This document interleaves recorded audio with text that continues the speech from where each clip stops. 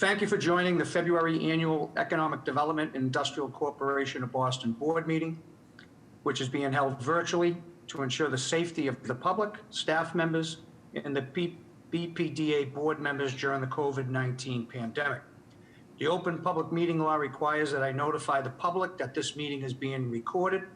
Please be aware that an audio and visual recording of this meeting is being made and broadcast by Boston City TV, which is a part of the City of Boston Office of Cable Communications, at Xfinity Channel 24, RCN Channel 13, and Verizon Fios Channel 962, and also live streamed at www.boston.gov/cable. I'm going to take a roll call of the board members for this meeting. I, Michael Monahan, present. Ms. Downs. Present. Dr. Landsmark. Present. Mr. Miller. Present. And I'm not sure if audible is Ms. Rojos. We can note when she joins the meeting. Okay, thank you. The first order of business is the agenda with the election of officers. The BPDA board, the election of officers. May I have a nomination for the chair of the board? I'd like to nominate Priscilla Rojas to be chair of the board. Motion made. I second. Mr. Miller seconded it. All those in favor? Ms. Downs? Aye. Dr. Landsmark? Aye. Mr. Miller? Aye. And I vote aye as well. The nomination is approved for Ms. Priscilla Rojas as chair of the board. I'll now open up the nominations for vice chair of the board. I would like to nominate Michael Monahan to be vice chair of the board. Accepted. Second. Is there a second? Second. Motion's made and seconded. Take a roll call. Ms. Downs? Aye. Mr. Landsmark? Aye. Mr. Miller? Aye. Very good. That nomination is approved for Mr. Michael Monahan as vice chair of the board. I'm now opening up nominations for the treasurer of the board. I would nominate Carol Downs to be treasurer of our board. I second. Motion made and seconded. I'll take the roll call. Aye in favor, Michael Monahan. Mr. Landsmark. Aye. Mr. Miller. Aye. And you accept, Ms. Downs? Yes, thank you. Very good.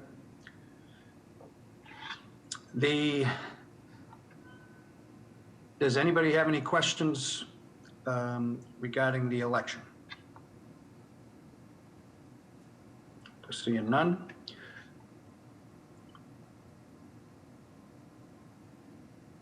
We move on to the minutes now. Okay, I'm just pulling them up. Okay. Do I hear a motion to accept the minutes of the January 14, 2021 meeting? So moved. Oh, second. Sorry. Motion made and seconded. Ms. Downs? In favor? Oh, yes, aye. Very good. All right. Mr. Landsmark? Aye. Mr. Miller? Aye. Okay. And if I see this right, Teresa, Administration and Finance. Request authorization to amend the lease agreement with BCP-CG27 Property, LLC, for the continued use of 27 Dry Dock Avenue within the Raymond L. Flynn Marine Park, establish new fixed rent and annual escalations, and establish new transaction rent calculation. Dennis Davis. Thank you, Mr. Vice Chair. 27 Dry Dock Avenue is a 290,000 square foot building in the Raymond L. Flynn Marine Park. It's a multi-tenanted building primarily occupied by companies in the life science industry. Dana-Farber Cancer Institute and Ginkgo Bioworks, for example, are two of the tenants. In April 2020, Related Beal Company assigned the lease of the building to BCP-CG27 LLC. The BCP stands for Beacon Capital Partners, who I'll reference going forward. Beacon Capital is a private real estate firm established in Boston in 1946. They are known locally for the development of many buildings we're all familiar with: Center Plaza and Government Center, Hotel Meridian, Post Office Square, Rose Wharf, 75 State Street, South Station, and Channel Center. Beacon has expanded its focus to include life science investments and currently owns and operates property throughout the United States, including obviously in Boston, but also New York City, Washington, D.C., Chicago, Los Angeles, Denver, Portland, Oregon, Houston, Seattle, Salt Lake City, and San Francisco. And there may be some that I've overlooked. The current lease in the Raymond L. Flynn Marine Park expires in 2086. The current rent is approximately $2.5 million per year, and it increases annually by 2%. Beacon has requested that the expiration date of the lease be extended to 2021 to make it a 99-year lease going forward.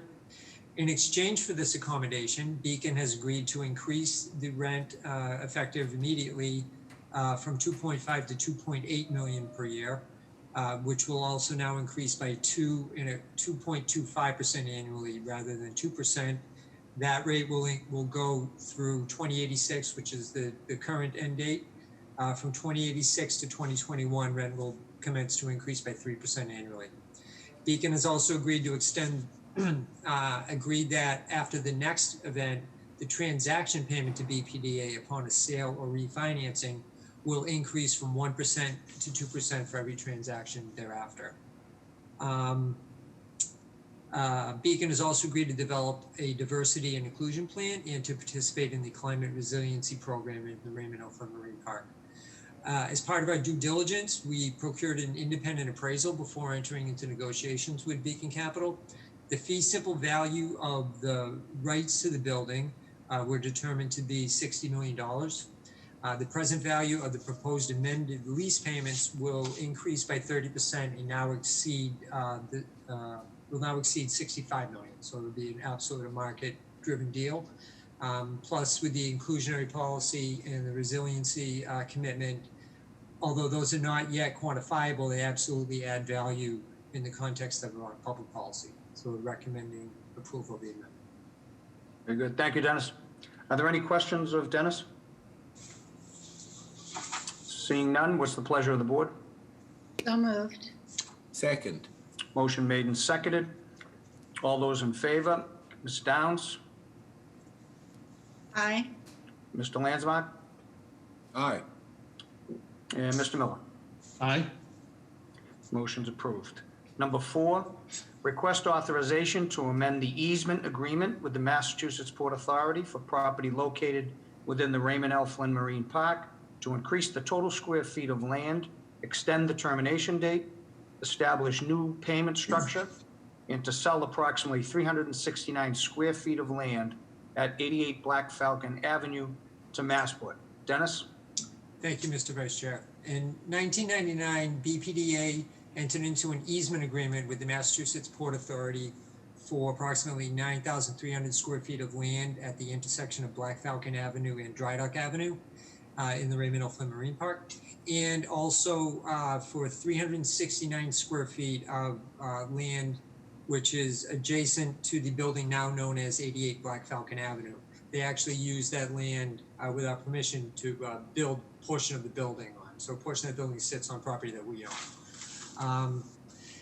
The 9,300 square feet of land has been utilized for pedestrian and vehicle access to 88 Black Falcon Avenue. Massport was granted permission to build upon the 369 square feet, as I had mentioned. 88 Black Falcon Avenue, if you haven't seen it lately, is a 354,000 square foot building that Massport is leased to the Davis Companies. The Davis Companies is a real estate investment company founded in 1976.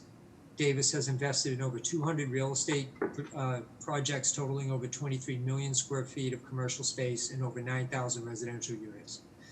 The building itself consists of approximately 200,000 square feet of warehouse distribution space on the first floor and 150,000 square feet of office space above. Davis Companies is proposing a 330,000 square foot expansion of the existing building. You may have seen the marketing efforts recently in Biz Now, and I think it was the New England Real Estate Journal as well. The expansion will host additional office space as well as research and development and lab use. Massport is requesting that the easement area needed for the pedestrian and vehicle access be increased by roughly 8,400 square feet to 17,734 square feet to allow for a better realignment of access points in anticipation of increased traffic to the building once the expansion is completed.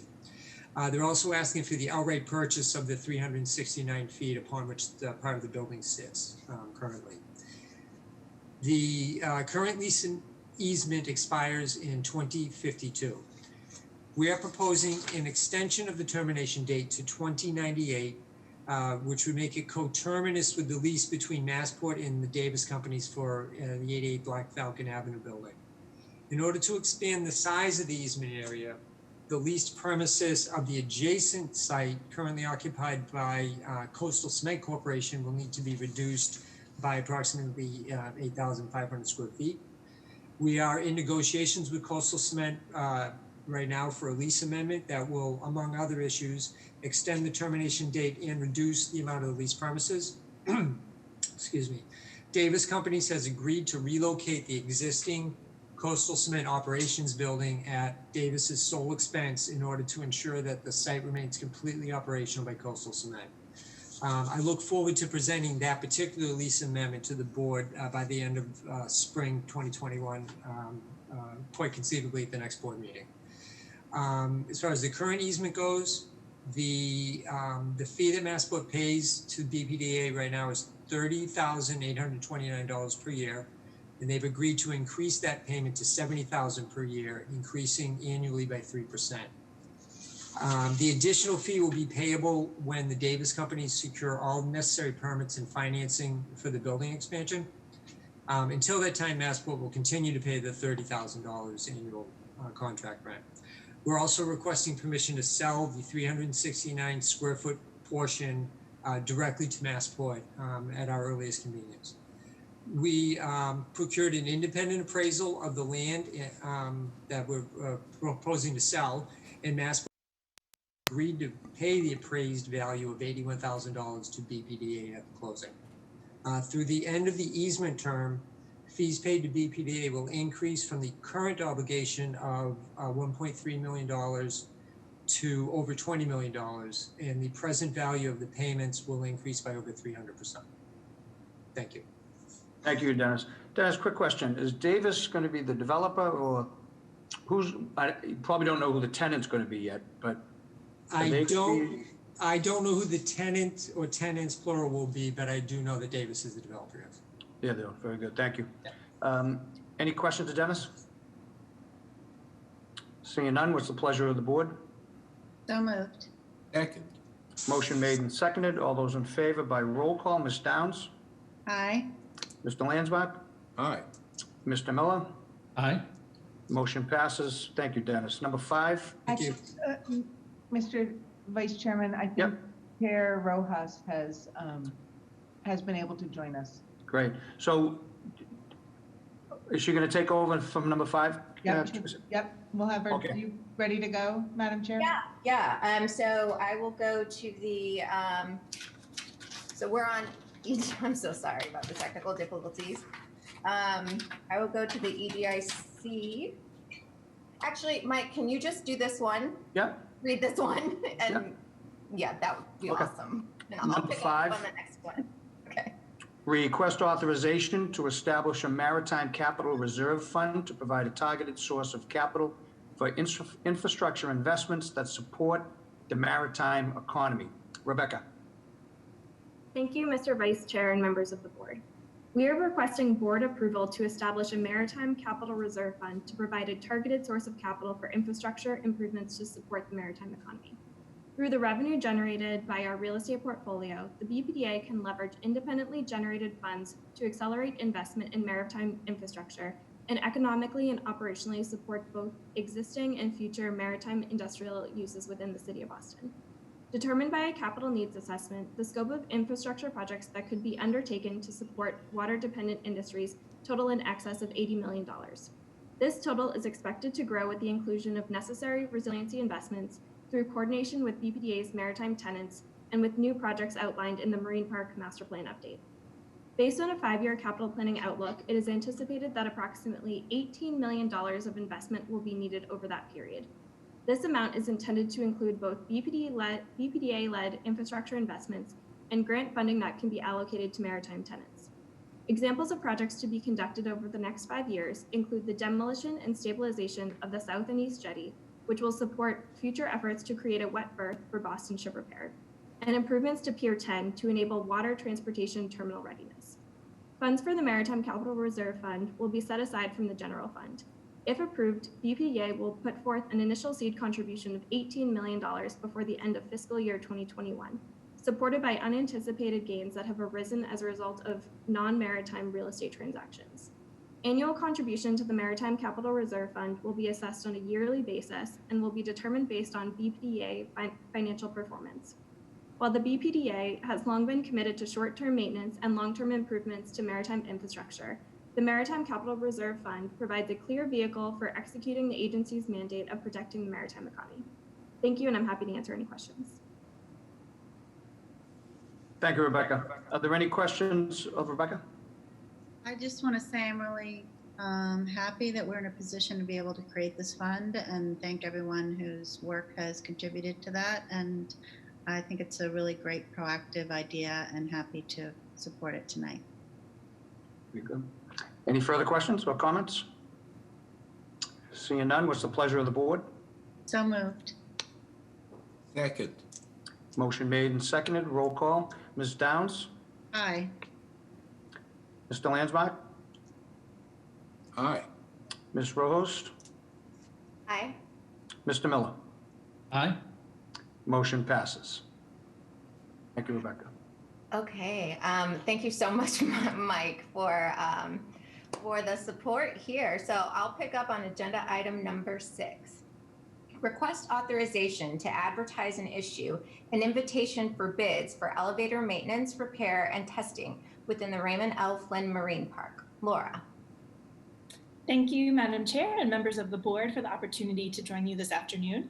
I'm here to request your authorization to advertise and issue an invitation for bids for elevator maintenance, repair, and testing within the Raymond L. Flynn Marine Park, specifically at 12 Channel Street, Dry Dock Avenue, and 12 Dry Dock Avenue, which is the Marine Park Garage facility. The invitation for bids will be publicly advertised pursuant to Massachusetts law, and we will also conduct advertising to local and multilingual newspapers, as well as affirmative marketing to small, local, and diverse businesses. BPDA staff have compiled an outreach list based on market research and city and state databases, and real estate staff will also continue to work closely with the BPDA's procurement and diversity, equity, and inclusion teams to ensure the process is as inclusive as possible, particularly since the incumbent vendor is a woman-owned business entity. That being said, the resulting contract will be awarded to the responsible and responsive bidder with the lowest total bid price. The cost is not expected to exceed $350,000 for the 3-year contract term. And with that, thank you for your consideration, and I'm happy to answer any questions you may have at this time. Okay, do we have any questions from the board? Okay, hearing and seeing none, motion is in order. So moved. Second. Okay, roll call for a vote. Ms. Downs? Aye. Mr. Monahan? Aye. Dr. Landsmark? Aye. Mr. Miller? Aye. And the chair votes aye. Motion passes. Thank you. All right, agenda item number 7.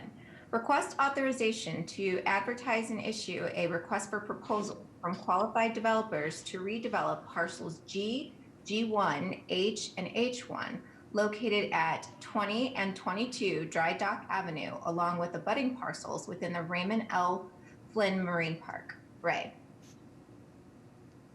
Thank you, Madam Chair, Madam Secretary, Director Golden, and members of the board. I'm here today to request the board's authorization to advertise and issue a request for proposals seeking a developer for a long-term ground lease and redevelopment of parcels G, G1, H, and H1 in the Raymond L. Flynn Marine Park.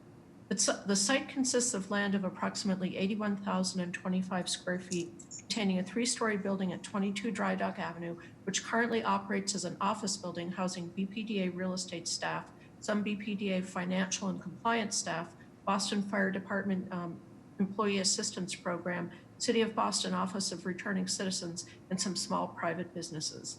The site also contains a vacant 2-story building and parking lot at 20 Dry Dock Avenue, which is the former Hook Lobster site. There's also a driveway area between these two buildings. BPDA's decision to seek issuance of an RFP for the site is in response to the expected approval of the pending Raymond L. Flynn Marine Park Master Plan update, which is currently undergoing a public process for its implementation by the BPDA and its partners at the Massachusetts Department of Environmental Protection and the Office of Coastal Zone Management. This update is expected to increase the FAR to 4.0 and allow research and development and life science laboratory space anchored by ground floor marine-related space for developments in the RLF-MP. Anticipation of this approval is fueling increased demand for property in the RLF-MP as South Boston continues to emerge as a secondary life sciences cluster as an alternative to Kendall Square in Cambridge. A marine industrial life science use pairing strategy allows the BPDA to advance the mission of the RLF-MP by preserving and protecting marine industrial businesses and jobs, a traditional lifeblood of Boston's economy, by cross-subsidizing these uses with lucrative life science businesses. Responding to the demand for life science and biomedical space both acknowledges the RLF-MP's physical location in the middle of an emerging cluster and is critical for Boston's future economic growth and the advancement. The RFP's content will address several critical and timely areas, including a diversity and inclusion plan requirement, which will offer a robust opportunity to bring more critically needed equity and inclusion to the Seaport and its emerging life science cluster.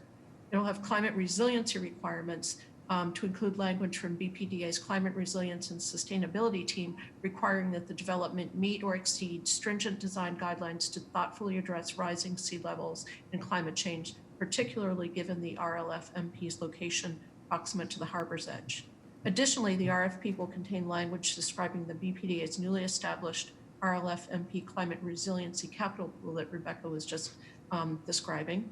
These payments will reimburse BPDA for resiliency projects that help to mitigate the impacts of coastal flooding and sea level rise across the marine park. It'll also have parking and transportation section that will encourage proponents to put forward creative ideas to enhance transportation modalities and alternatives to travel to, from, and within the marine park, as well as for the development of parking for the project. The real estate team expects very strong interest in this RFP, and we look forward to leveraging the site to improve Boston by retaining and creating jobs to rising sea levels. It is therefore recommended that the clerk be authorized to advertise and issue an RFP for the development of this site. Thank you, and I'm happy to answer any questions. Okay, do we have any questions from the board?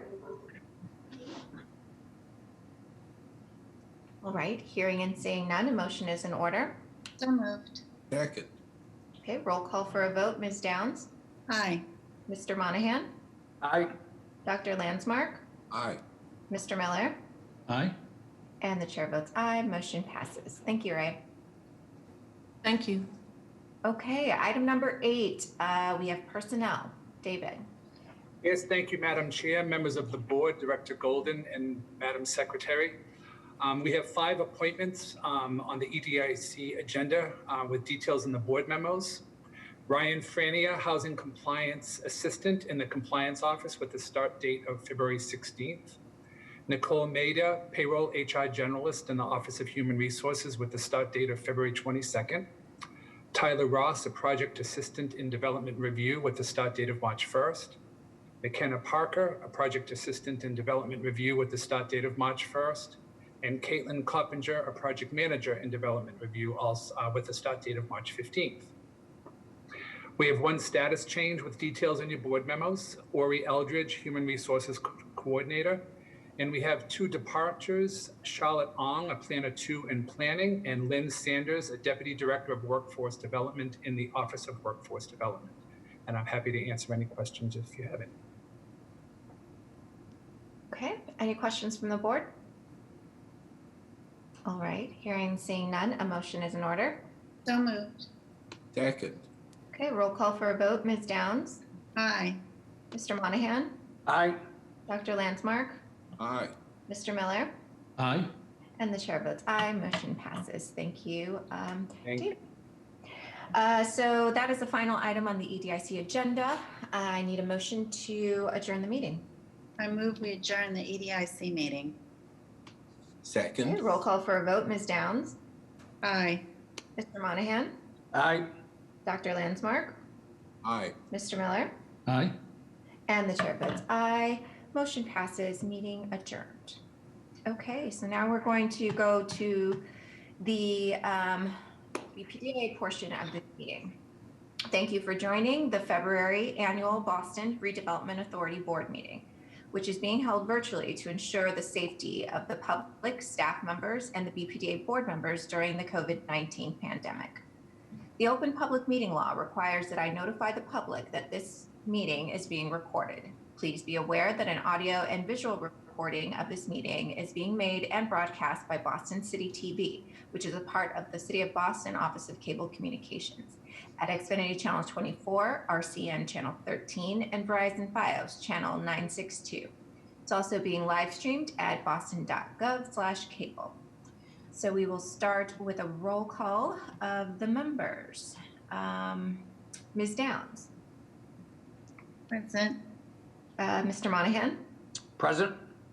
Dr. Landsmark. Present. Mr. Miller. Present. And I myself, Priscilla Rojas, is present. Okay, so the first item on the agenda is election of officers.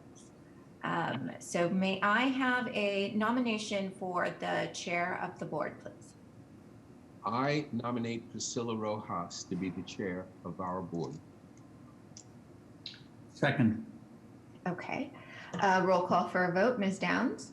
Aye. Mr. Monahan? Aye. Dr. Landsmark? Aye. Mr. Miller? Aye. And the chair votes aye. Motion passes. Okay, so the nomination is approved for Ms. Priscilla Rojas as chair of the board. It's just a little awkward referring to yourself, but let's move on. May I have a nomination for vice chair of the board? I nominate Michael Monahan as our vice chair. Second. Okay, roll call for a vote. Ms. Downs? Aye. Dr. Landsmark? Aye. Mr. Miller?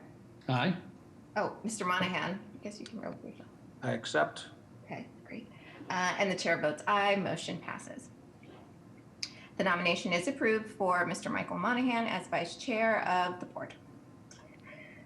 Okay, may I have a nomination for treasurer of the board? I would like to nominate Carol Downs to be our treasurer. Second. Okay, roll call for a vote. Ms. Downs? Aye. Mr. Monahan? Aye. Dr. Landsmark? Aye. Mr. Miller? Aye. And the chair votes aye. Motion passes. The nomination is approved for Ms. Carol Downs as treasurer of the board. And now we're moving on to the agenda. Okay, agenda item number 2. Request authorization for the approval of the minutes of the January 14th, 2021 meeting. A motion is in order. So moved. Second. Roll call for a vote. Ms. Downs? Aye. Mr. Monahan? Aye. Dr. Landsmark? Aye. Mr. Miller? Aye. And the chair votes aye. Motion passes.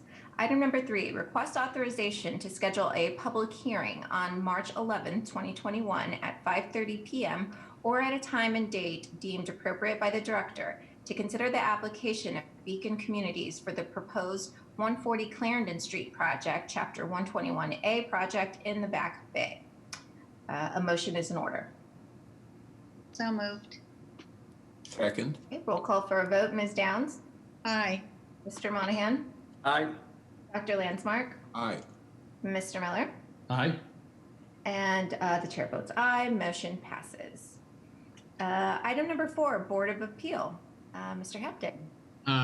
Thank you, Madam Chair, members of the board. My name is Jeff Hampton, Senior Zoning Planner at the BPDA. 51 petitions have been prepared for transmittal to the Board of Appeal from the Planning Department. This will cover their 2 meetings for February 23rd and March 9th. I'd be happy to answer any questions you may have. Okay. Do we have any questions from the board? Hearing and seeing none, a motion is in order. So moved. Second. Okay. Roll call for a vote. Ms. Downs? Aye. Mr. Monahan? Aye. Dr. Landsmark? Aye. Mr. Miller? Aye. And the chair votes aye. Motion passes. Thank you. Thank you. Item number 5, request authorization to adopt a text amendment to Article 80, Section 80B-7 to the Boston Zoning Code to implement an increase in the housing exaction and jobs contribution exaction. Ms. Gandhi. Hi, good afternoon, Madam Chair, members of the board, Director Golden, Madam Secretary. Boston's linkage program was created in 1986 in order to leverage funding for affordable housing and workforce training through payments by large-scale, non-residential real estate development. Linkage fees are collected from large-scale commercial and institutional projects that are over 100,000 square feet to support the creation of affordable housing and workforce development programs. Since its inception in 1986, Linkage has generated more than $200 million for affordable housing and workforce training in the city of Boston. Since 2014, the Neighborhood Housing Trust, the trust that oversees the spending of the linkage dollars for housing, has leveraged over $31.4 million in housing linkage for a total of $562 million in public funds to create over 1,200 affordable units and preserve over 550 existing affordable units. Also, since 2014, the Neighborhood Jobs Trust, the trust that oversees the jobs linkage dollars, has used linkage to provide industry-recognized job training and education programs crucial to economic mobility for Boston's residents, including the tuition-free community college program. Since the onset of the COVID-19 pandemic, the NJT has dedicated over $2.4 million to emergency supports for workforce and education programs. And in 2020 alone, new development approved by this board is expected to generate over $43.2 million for housing and over $8.5 million for job training programs. The statutory authority to require linkage, which is outlined in Chapter 665 of the Acts of 1956, allowed the city of Boston to do only one thing, and that was to increase linkage on 3-year cycles to reflect the rise in inflation based on the Consumer Price Index, the CPI. Linkage adjustments were only done 6 times, going from $5 a square foot for housing and $1 per square foot for jobs in 1986 for a total of $6 per square foot. Worth noting here is that Boston is one of the only cities in the country that has jobs linkage. In 2018, this board recommended and the Boston Zoning Commission approved an 8% increase to the linkage rates to the current rates of $9.03 for housing and $1.78 for jobs for a total of $10.81 per square foot. In January of 2019, Mayor Walsh, in collaboration with elected officials and housing and jobs advocates, sponsored a home rule petition which would enable the city to have more flexibility in its linkage program. Earlier this year, on January 14th, less than 4 weeks ago, House Bill 4115 was signed into law by Governor Baker. This newly enacted legislation allows Boston to adjust linkage to be more closely aligned with the market, creating additional opportunities for the creation of affordable housing and job training, which continue to be, especially in the light of the COVID-19 pandemic, some of the most important needs in our city. This opportunity to increase linkage exactions to meet these pressing challenges comes at a time when the commercial real estate market faces uncertainty brought on by the COVID-19 pandemic.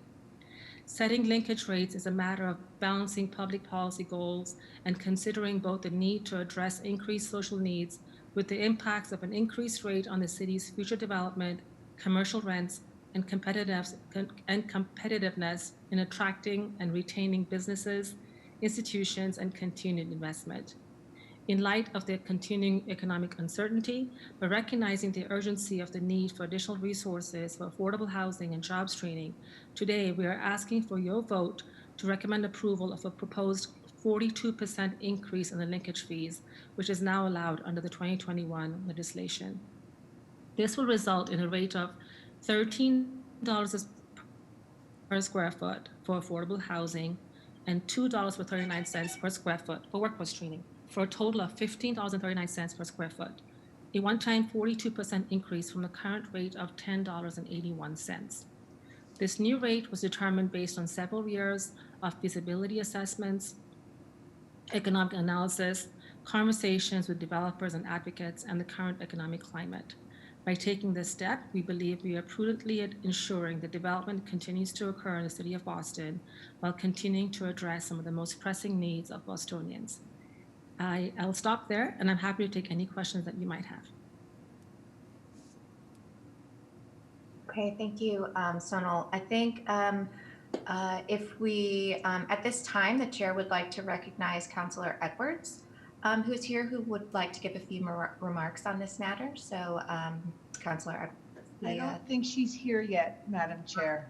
Okay, okay. Well, do we have any questions from the board? I just have what may be more of a comment, and that is that I know that there have been concerns expressed about what impact that this change would have on commercial development. But on the other side of that, it seems to me it will have a very positive impact on the development of affordable housing in our neighborhoods. And in so doing, will also increase the likelihood of having positive entrepreneurial impacts in that it will permit developers who are people of color and women who to a large extent have not had an opportunity to develop in the downtown market, to develop a much needed resource in the neighborhoods. And I wonder if we have an assessment of what that impact would be in the coming years in terms of the development, not only of additional units, but of support for smaller contractors and developers, and developers who are people of color and women. We'll be sure to have that assessment as part of our, as we're looking at the market and how this impacts the market. We'll be very closely tracking this. We definitely looked at what the current vacancy rates are for office space in the city. It's risen from 6.7% in the beginning of March of 2020 to 9% at the end of Jan 2021. You know, we've got some of the largest amount of available sublease space since 2000 in the city at 3.4 million square feet. So we'll be tracking this very carefully to make sure that the impacts of this increase do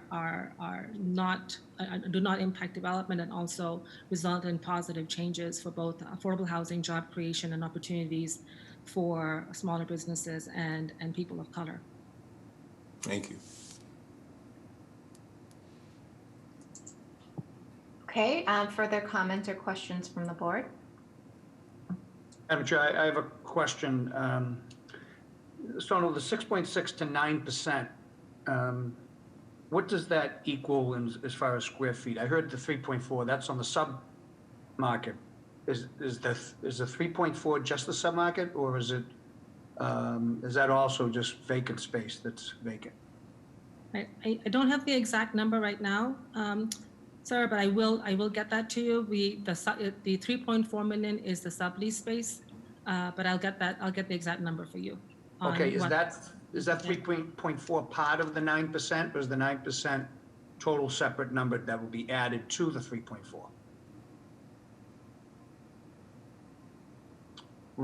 So I'm not maybe asking the question.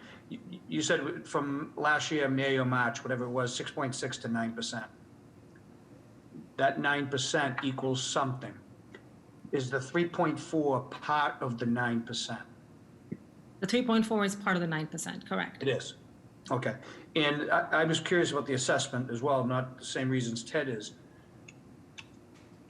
I don't think anybody wants to not support something that's going to increase affordable housing, right? And linkage, and it's all good. Very difficult to go backwards. It's just the way it is.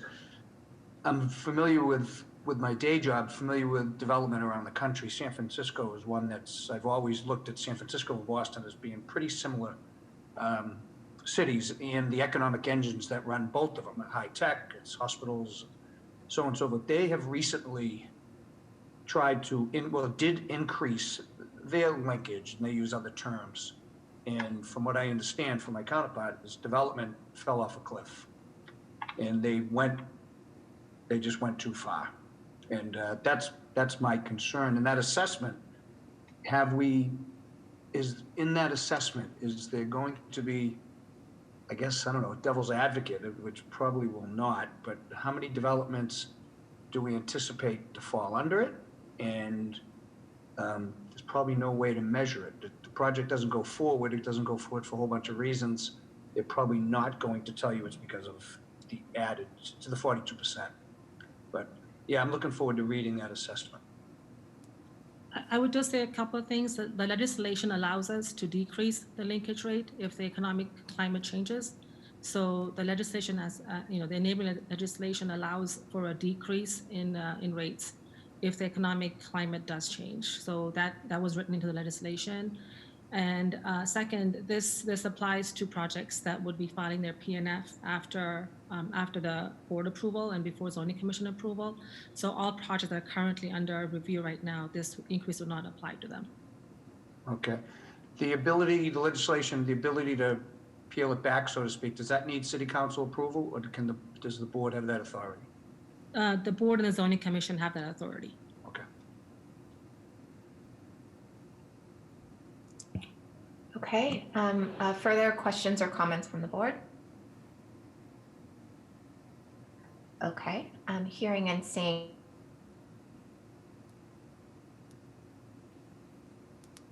So moved. Roll call for a vote. Ms. Downs? Aye. Mr. Monahan? Aye. Dr. Landsmark? Aye. Mr. Miller? Aye. And the chair votes aye. Motion passes. Thank you, Sunil. Okay, item number 6, request authorization to amend the contract with Hartranft Lighting Design, LLC, for the Congress Street Bridge Lighting Project for a contract increase in an amount not to exceed $24,360. Mr. Bush.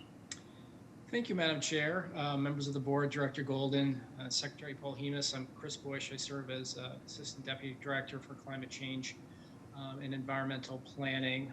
On March 21st of 2017, the BPDA entered into a contract with Hartranft Lighting Design in the amount of $97,445 to develop a conceptual lighting plan for the Congress Street Bridge over the Four-Point Channel.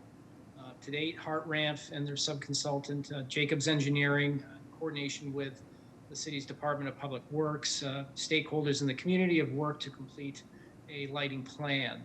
Due to unforeseen structural conditions with the bridge and the need to reconcile a community's preferred design with the Public Works Department's roadway lighting design standards, completion of the design and bid for provision and installation of the lighting fixtures has been delayed, resulting in several extensions of the contract. The most recent, you may recall, at the last December board meeting. Over the past year, these issues have been resolved with Public Works approving the final design, as well as planning for the bid and construction of the project. Through Hartranft's recent review of the proposed design with lighting manufacturers and contractors in anticipation of bidding for the project, it was determined that some of the specified lighting fixtures for the bridge have been discontinued. New fixtures are available. However, these fixtures will impact the electrical design, requiring updates to construction documents, specifications, in the bid package. Approval is requested of an additional $24,360 to complete these updates to the design and the design deliverables. I'd be happy to entertain any questions. Okay, great. Thank you. Do we have any questions from the board? All right, hearing and seeing none, a motion is in order. So moved. Second. Okay, roll call for a vote. Ms. Downs, Aye. Mr. Monahan, Aye. Dr. Landsmark, Aye. Mr. Miller, Aye. and the chair votes aye. Motion passes. Thank you. Thank you. Okay, item number, lost my place, 8. I'm sorry, Oh. Madam Chair, Councillor Edwards has arrived, so let's great. take that out of order. Okay, great. So welcome, Councillor Edwards, to the February meeting. The floor is yours. Sorry, hello, can you hear me? Yes. Hi, my apologies. I literally came in right after your vote, but I did want to comment on the linkage, and then I wanted to comment on to come up another matter. Just really briefly on the linkage, I did support the increase. I only wanted to bring to note the process and the concerns. The only concern being that when I introduced the home rule petition in 2019, the mayor did as well. And what we learned through that back and forth is that we wanted a collegiate kind of back and forth and understanding of coming up with the numbers, the increase, and the process. We're grateful that the State House ultimately voted to allow for Boston to have this conversation. And I use that word intentionally, that conversation internally, to make sure that we work together to come up with process. I found out on Tuesday that the mayor and the BPDA had already essentially decided on an increase, how much it was going to be, 61 cents, I think, for jobs, and I think $1 or $2 for the square footage for the housing. They did that, I think, talking with some advocates, certainly not talking with the city council, and then proposed it to be voted on literally 2 days later. I hope that we remember this so that when we come back for other suggestions in linkage, that you will move, and I mean that to the BPDA and to this board, equally as fast in your consideration and movement, because this is the precedent that this process has set. That upon the mayor's suggestion, a report was done and generated. You know, we put in the report in the back and forth to make sure that there was full transparency and analysis to be done by the BPDA. I know there was some done, certainly didn't see it, only in the agenda item for today. So again, this is not to critique the increase. This is more to say the process. Excuse me, can you hear me? Yeah, you went on mute for a second, so it was. My apologies. Yeah. This is not. This is not a critique of the increase. This is a critique of the process, and I really do hope that you are consistent when I come with suggestions, or when any of the councilors or the community does as well. That there will be a report generated less than what I know 48 hours after we're told it's going to go to before you for a vote, and that we get the immediate support from you as well. Just had to note that as a process that seems a little bit rushed, though I do support the end result. On a separate note, I am very excited to support the East Boston Relief Fund. That was personally, we negotiated greatly with the developer for Suffolk Downs to make sure that the funds would be available for rent relief. So after getting almost $2.5 million secured for an East Boston stabilization fund, I went back to the developer and said, we're in a pandemic, we need more. And ultimately he agreed, and to an additional $400,000 for rent relief specifically for East Boston residents. The good thing about the mitigation that we had negotiated for Suffolk Downs is that it was for immediate relief and also subsequent increased affordability as the project got built. It was a balanced way of looking at things. And so this is part of that immediate relief that was committed to by the developer that we will be used to help people with rent relief. East Boston has the highest requests for rent relief in the entire city. We also have one of the highest food consumption in terms of food sites as well. We are particularly struggling, and I think our COVID rate is above 30%. So we're really struggling in East Boston, and the fact that the developer has made these funds available and is now before you for a vote to help allow us to relieve some of the constituents in Boston means a lot. And it will be, I think, set a precedent for other ways in which developers can contribute to help people who are struggling in this pandemic, but while they're also able to build and make money in the neighborhoods. This is, I think, a balanced version. So I hope you will support that relief going back immediately into the community so that it can be put to good use. So thank you very much for taking me out of turn. I just wanted to note those two things. Yeah, thank you very much, Councillor Edwards. Duly noted on both items, and duly noted. Thank you very much. Have a good day. All right. You too. Cool. All right, item number 7, correct? Correct. Yes. Request authorization to amend the architectural services contract with Bargman Hendry Archetype, Inc. in conjunction with the basement waterproofing project at the China Trade Center building for a term extension. Look. Thank you, Madam Chair and members of the board. I am before you to request authorization to amend the existing design contract with Bargman, Hendry, and Archetype. They are the designer and architect of record for the China Trade Center basement waterproofing. This project was before you last month, at which time you authorized the associated construction contract. And now that that construction contract is in place, this associated design contract needs to be amended to extend the contract duration.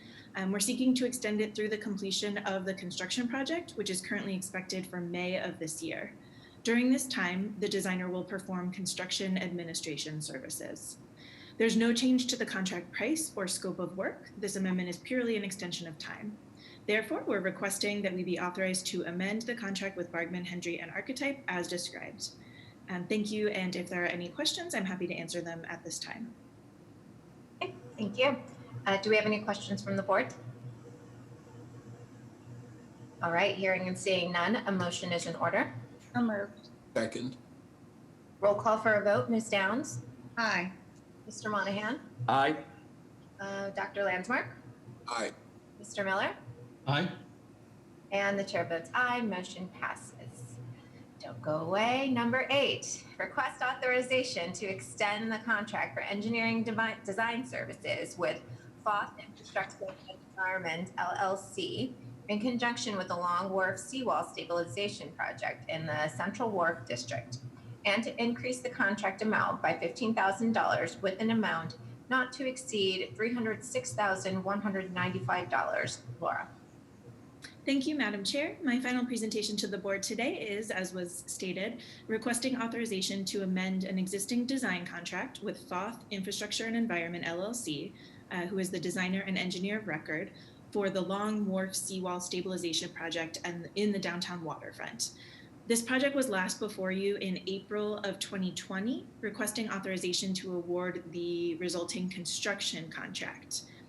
The design contract needs to be amended in 2 parts. First, to increase the contract amount by $15,000, and second, to extend the contract duration through project completion, which is currently expected for April of this year. The construction associated with the Long Wharf seawall stabilization encountered some structural challenges when driving sheet piles into the harbor floor, which resulted in a longer construction timeframe. Therefore, that's why we're here to request additional time for the design contract so that the designer can perform construction administration services through the entire length of the project. The additional funds will also be used to cover that overage. This amendment will increase the contract amount by $15,000, bringing the total contract amount to $306,195,000. Both amounts are not to exceed amounts and are subject to hourly billing for the actual work performed. This additional amount has been appropriately budgeted for in the agency's fiscal year 21 capital budget. Therefore, we are requesting authorization to amend the contract with Foth Infrastructure and Environment as described. Thank you once again, and if there are any questions, I'm happy to answer them at this time. Fabulous. Any questions or comments from the board? Hold on one second. Mm-hmm. Was that a hold on one second, Mike? You Nope. have? Nope. No? Sorry. Okay. It's like, all right, great. So hearing and seeing none, a motion is in order. So moved. Second. Okay, roll call for a vote. Ms. Downs? Aye. Mr. Monahan? Aye. Dr. Landsmark? Aye. Mr. Miller? Aye. And the chair votes aye, motion passes. Thank you, Laura. Okay, item number 9, request authorization to amend the ground lease with CVPA Chain Forge LLC, tenant and redeveloper of Building 105, also known as the Chain Forge Building, located on a portion of parcel NY-1 in the historic monument area of the Charlestown Navy Yard. Dennis. Thank you, Madam Chair. In December 2017, BPDA and CDPA Chain Forge LLC executed a ground lease for the development of the Chain Forge building in the Charlestown Navy Yard into a 230-room hotel. Under the terms and conditions of the lease, the tenant would be in default of the lease in the event that they did not both obtain building permits and financing by a date certain. The board has graciously authorized an extension of time to close on financing and building permits several times, most recently in August of 2020, where the designation deadline was extended to February 20th of 2021. The developers agreed to pay a substantial fee each time the designation was extended, so these requests have not been taken lightly or made lightly. However, due to the COVID-19 pandemic, the capital markets are in flux, and the whole hotel industry in particular has been seriously impacted. Since March 2020, the hotel business in Boston and Cambridge has all but evaporated. You may have seen a recent article in BizNow stated that in 2020, Boston had the worst hotel performance nationally, primarily because of the effect the pandemic has had on colleges and conventions. Equity investors and lenders are cautiously refraining from considering new loans until the crisis subsides and new underwriting models are finalized. We are requesting permission to extend the deadlines for financing and building permits to December 31st of 2021. In exchange for this accommodation, the developers agreed to pay $833,000 as a condition of the deadline extension. Since the first extension request in June of 2018, the developer has agreed to pay to BPDA over $2.5 million in extension fees to secure site control. To date, $345,000 has been paid to BPDA, and the developer has signed the proposed lease amendment before this board meeting, which the director would sign, subject to your approval, of course, which will require monthly payments in excess of $73,000 commencing March 1st, 2021, until the balance of the remaining $2.2 million has been paid in full. We're requesting an extension under those terms through the end of calendar year 2021. Thank you. Thank you. Do we have any questions or comments from the board? All right, hearing and seeing none, a motion is in order. So moved. Roll call for a vote. Ms. Downs? Aye. Mr. Monahan? Aye. Dr. Landsmark? Aye. Mr. Miller? Aye. And the chair votes aye. Motion passes. Thank you, Davis. Item number 10, request approval of a grant to fund a staffing position to assist with the implementation of transportation and infrastructure improvements associated with the BPDA plans and to enter into a memorandum of agreement with the Boston Transportation Department for such grant. Mr. Reed. Good afternoon, Chair Rojas, Vice Chair Monahan, Director Golden, Executive Secretary Polimas, and members of the board.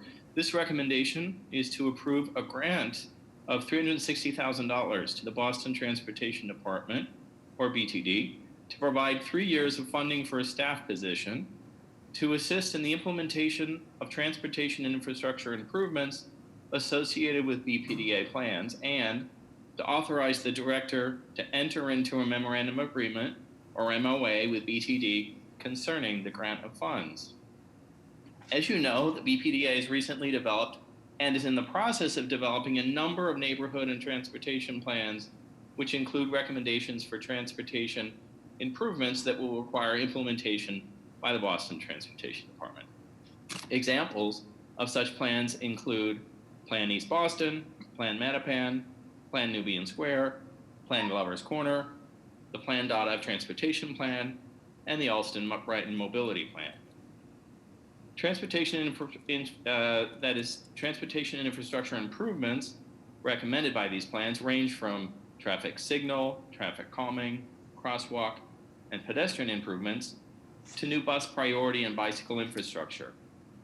Facing a significant increase in new development in recent years, many neighborhoods are eager to see improvements implemented as soon as possible to offset the impacts of new development.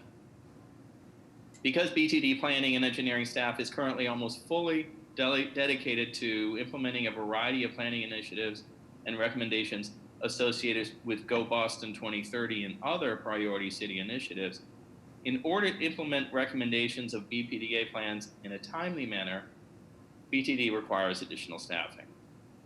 To provide BTD with funding for the staff position, BPDA will enter into an MOA whereby BPDA will make one lump sum payment to BTD in the amount of $360,000 to fund a staff position. The lump sum payment will fund the base salary amount plus additional benefits for a 3-year period. The MOA will also include provisions for mutually agreed upon responsibilities, priorities, and a work plan. The funds for this grant will come from the BPDA's Planning and Development Fund. And finally, this recommended action by the board will help us translate BPDA plans into action more quickly. This concludes the presentation, and I would be happy to take any questions. Great, thank you. Do we have any questions or comments from the board? All right, hearing and seeing none, a motion is in order. So moved. Second. Roll call for a vote. Ms. Downs? Aye. Mr. Monahan? Aye. Dr. Landsmark? Aye. Mr. Miller? Aye. And the chair votes aye. Motion passes. Thank you. Thank you. Okay, item number 11, request authorization to extend the final designation of EBCDC Inc., the nonprofit corporation affiliated with the East Boston Community Development Corporation, as the redeveloper of 146 through 172 Condor Street in East Boston, and recognize a new single business purpose entity, Lockport Marine LLC, created by EBCDC Incorporated. Dennis. Thank you, Madam Chair. In October 2016, the board awarded tentative designation status to the East Boston Community Development Corporation for the development of the 7-acre parcel at 146 Condor Street in East Boston. The intent is to develop a maritime industrial center consistent with the goals of the RFP, the port regulations, and the City of Boston zoning. As I've reported in previous board meetings, the development will take several years due to the complexities of the site itself and the port-related regulations. Several development milestones have been established, the first of which is to have a fully executed lease. At the meeting held December 17th, 2020, the board extended the deadline for the executed lease with East Boston CDC to February 28th of 2021. We are very close to having a signed lease. The final issue to be resolved is a realistic timeframe for required improvements to the site and the establishment of the East Boston CDC created legal entity that will enter into the lease. East Boston CDC consultants have submitted a revised timeline and schedule, pre-construction deliverables, and BPDA engineering and permitting specialists feel that the revised timeline is obtainable and realistic.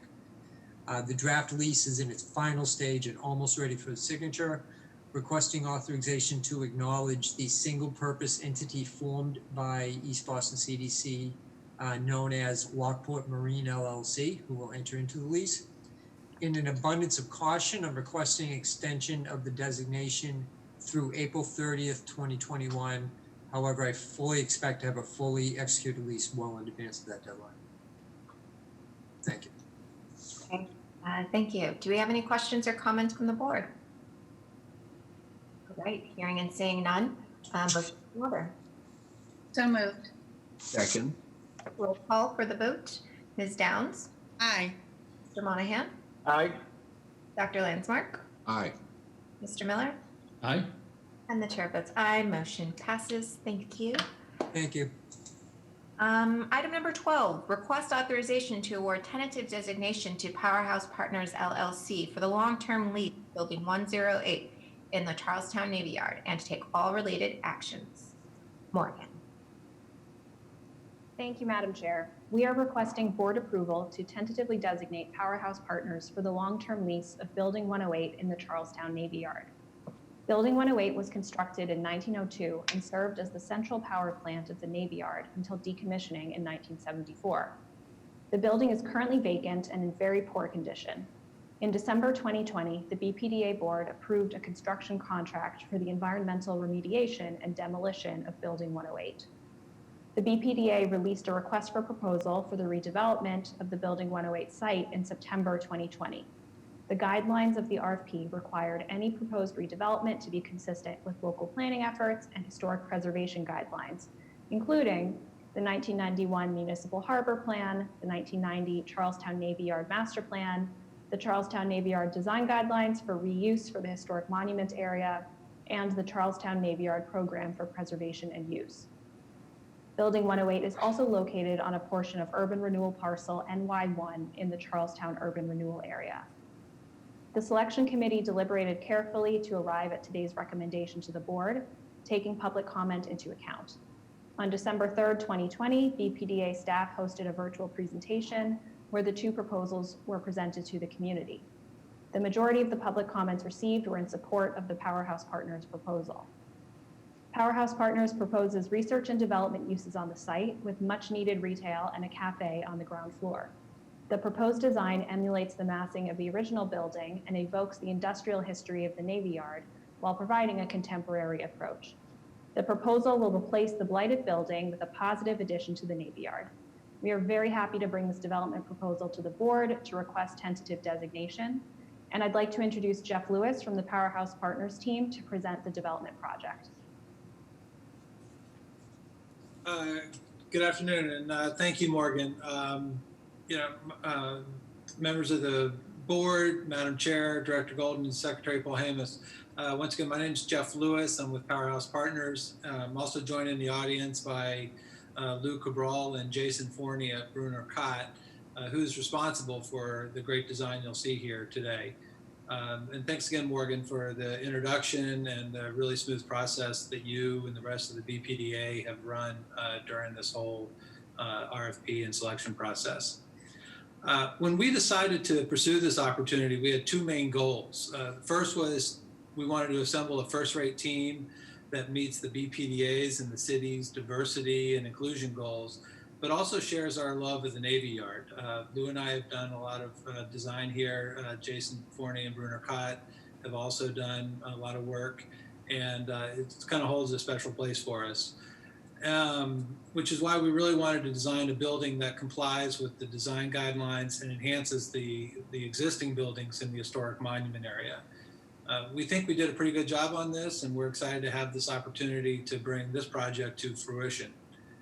Briefly, as Morgan said, we're proposing a 67,000 square foot building with about 44,000 square feet of lab space. This is going to build on the booming life science sector in Greater Boston and the Navy Yard in particular.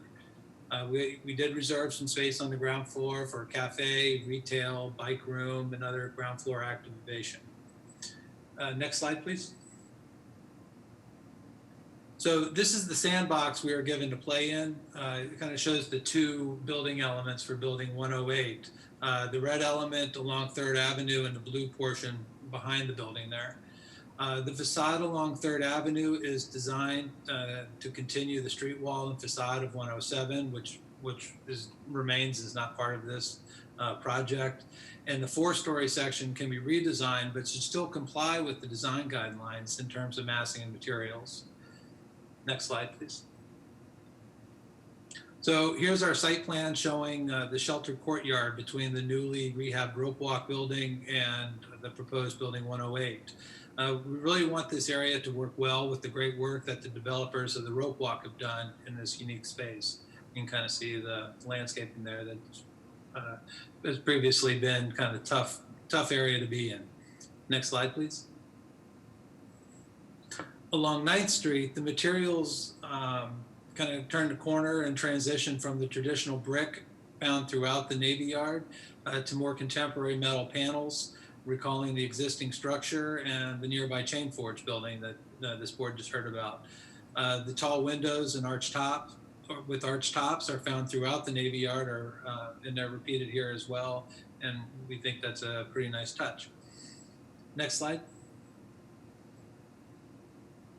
Here you can see the traditional brickwork with punch windows along the 3rd Avenue street wall. This continues the building 107 facade.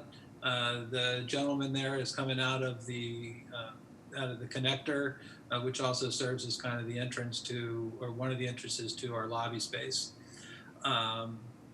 We're seamlessly integrating ourselves with building 107. Next slide, please. And now as we continue around to the space between building 107, 108, and the rope walk, you can kind of see the contemporary industrial materials, the arch windows repeating themselves, and the patio that we're proposing for this space. This is a really good slide to see the massing of the structure with the smaller 3rd and 4th stories set back from 3rd Avenue and complying and fitting into the existing volume of the volume of the existing building. Next slide, please. So the other part of our goal was diversity and inclusion. And although this is a pretty important project for the Navy Yard, it's a relatively modest project, 67,000 square feet. This board sees much larger. And the modest scope of this project gives us a great opportunity to involve more underrepresented groups instead of forcing us to go with large established companies with the expertise and capacity, huge staffs to do these huge projects that we see throughout the city. So in that vein, Brunner Cott did a great job of assembling a diverse architectural and engineering team. Our landscape, structural, civil, MEP are all MBE or WBE businesses. Additionally, 1/2 of Brunner Cott's employees are women. 20% of the firm is owned by a woman partner. So we're very proud to have them on board. Additionally, Lee Kennedy is helping us, not helping us, they are building it, and has developed a participation program to help smaller contractors take on portions of larger jobs that they ordinarily would not be able to do, and partner them with more experience and larger subs. We think this is an excellent opportunity to develop this program further and look forward to getting to the stage where we're building this project. We also want to conduct some outreach, and kind of the development process and development review process is a mystery to most of us. They do other things with their lives, and seeing how the process works by going out to places and groups that ordinarily don't see what's going on with real estate projects is an opportunity to bring people into this industry long term. So we look forward to that. And lastly, as we move through this process, we'll be constantly looking for equity investors from underrepresented groups. We've already started that outreach. Obviously, today is day 1, hopefully, of our designation, and we really look forward to continuing that effort. Next slide, please. So I've kind of thrown in some elevations here. We can briefly go through them to kind of show some of the materials and the general massing. Don't really think we need to spend too much time on them, no. But stop me. This is from what you would see coming out of the rope, one of the units in the rope walk. Next slide. This is from building 149 looking. You can kind of see the transition. 3rd Ave's on your left, and then the 2 different building massings. Next slide, please. This is taken from 3rd Ave, the 3rd Avenue facade with building 107 on the left there. And the next one should be from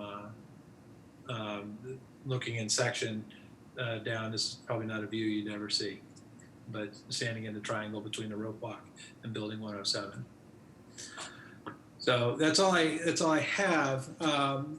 We're very excited about this project. The Navy Yard's been not in naval use for about 50 years now.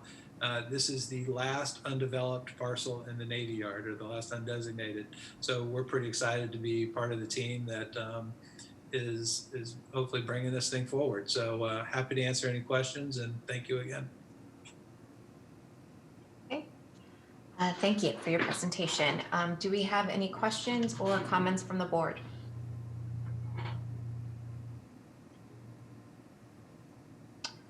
Okay, hearing and seeing none, motion is in order. So moved. Second. Roll call for a vote. Ms. Downs? Aye. Mr. Monahan? Aye. Dr. Landsmark? Aye. Mr. Miller? Aye. And the chair votes aye. Motion passes. Congratulations. Thank you. Thank you. Thank you. Great. Okay, agenda item number 13. Request authorization to issue a certification of approval pursuant to Article 8, Small Project Review of the Zoning Code for the construction of a 4-story mixed-use building containing 4 ground floor commercial units and 18 residential rental units, including 4 IDP units located at 632 through 638 Center Street. To recommend approval to the Board of Appeal for zoning relief and to take all related actions. Ms. Kerr. Thank you and good afternoon, Madam Chair, Director Gold, Madam Secretary, and members of the board. If you happen to be driving along Jamaica Plains main corridor recently, you may have noticed the partially constructed frame at 632 to 638 Center Street. The site's owner, Mr. Andrew Zuroff, received approvals from the City of Boston Zoning Board of Appeals and commenced construction in the spring of 2017 on a new 3-story mixed-use building, which was set to include ground floor commercial and office space and 9 residential units. The proponent paused construction last year in order to commence the Article 80 small project review process for a revised building program on the site. BPDA staff is pleased to offer a recommendation of approval before the board this evening for that revised program, which would see the eventual creation of a new 4-story mixed-use building on the project site with 4 ground floor commercial units and 18 residential rental units. 4 of the total 18 residential units will be offered as inclusionary development policy units at 65% of the area median income. The provision of these 4 units represents a substantial commitment to the creation of affordable housing in the Jamaica Plain neighborhood by the development team. The project site is located between 2 dead-end streets along Center Street, Leicester Place, and Greenview Avenue. The proponent will continue working with BPDA staff from the Mayor's Commission for Persons with Disabilities, Boston Transportation Department, Public Improvement Commission, and Public Works Department to create accessible sidewalks on these streets around the project's periphery, and to construct a portion of Greenview Avenue to provide improved emergency vehicle access and an accessible pedestrian pathway. Both of these efforts will contribute significantly to the public realm around the project site and to the accessibility of these streets for both neighbors and the general public. We are joined this evening by the proponent, Mr. Andrew Zuroff, project architect Nala Mistry, and development representatives Nancy Lowe and Kevin Joyce, who will share additional details on the proposed project with the board. BPDA staff and members of the development team will be happy to answer any questions the board may have at the conclusion of the presentation. Thank you. Nancy?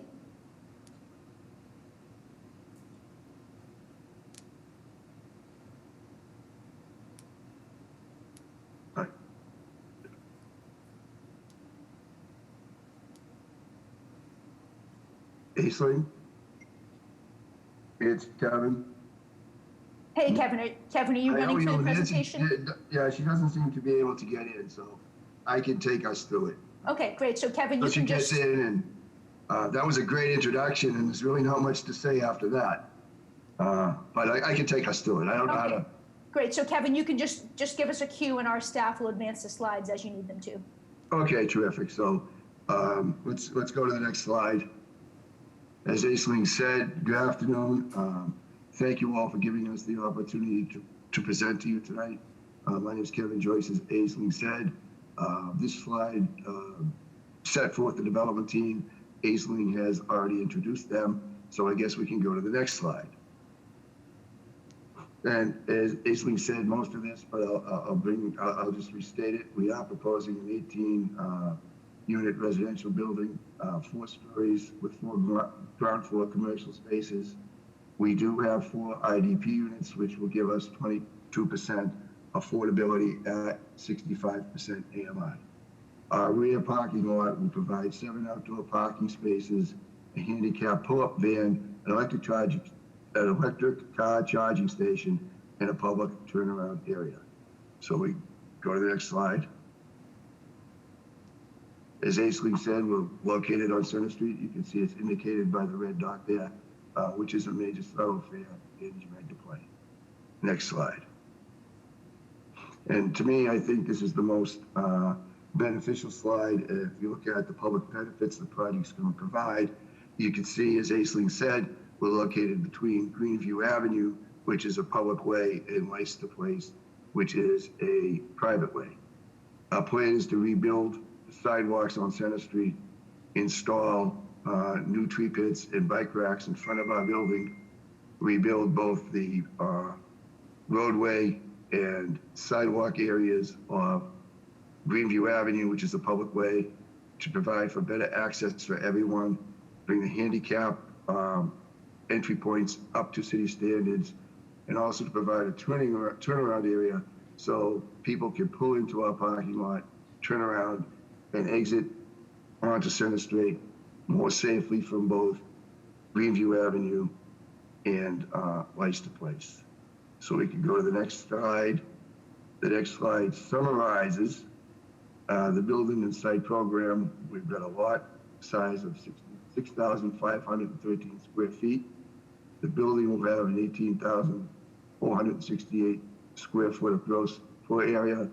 We have 4 stories, 45 feet high, steel, brick, and glass construction, full sprinklers, elevator.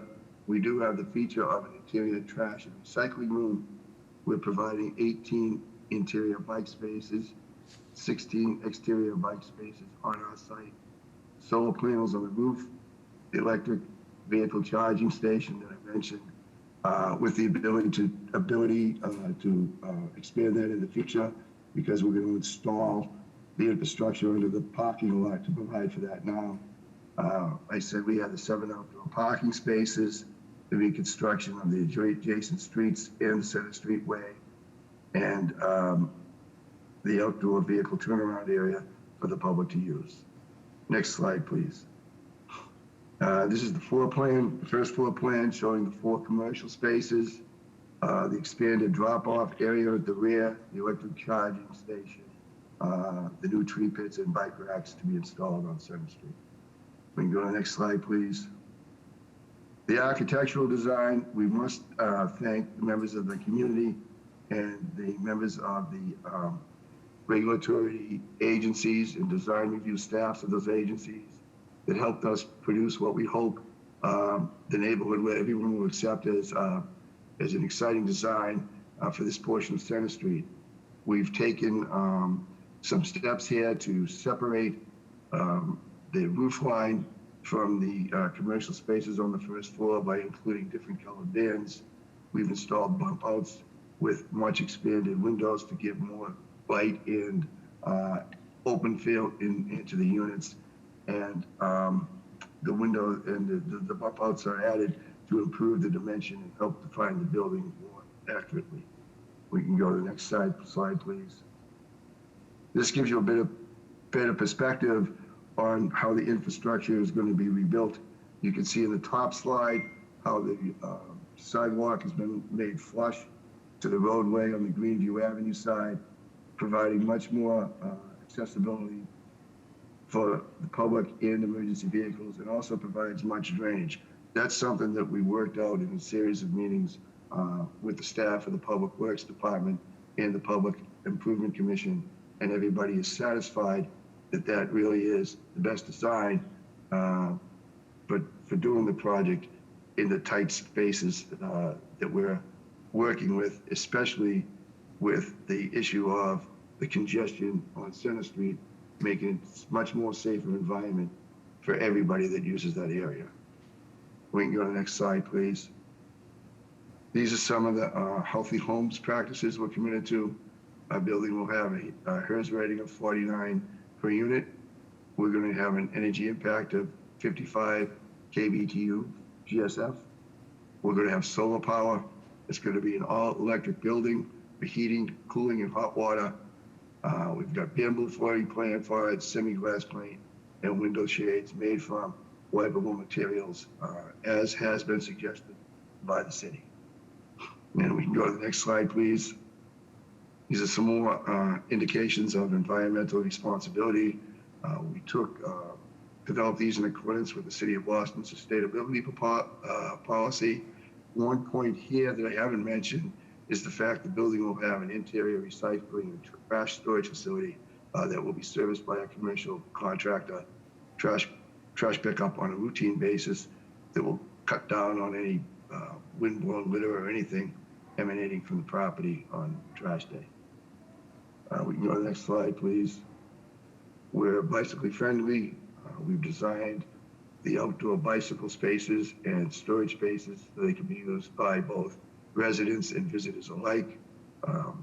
We met with and had extensive conversations with the city's bicycle team on this, and we hope and think that this will be a great public benefit to the community, the bike racks and the storage racks.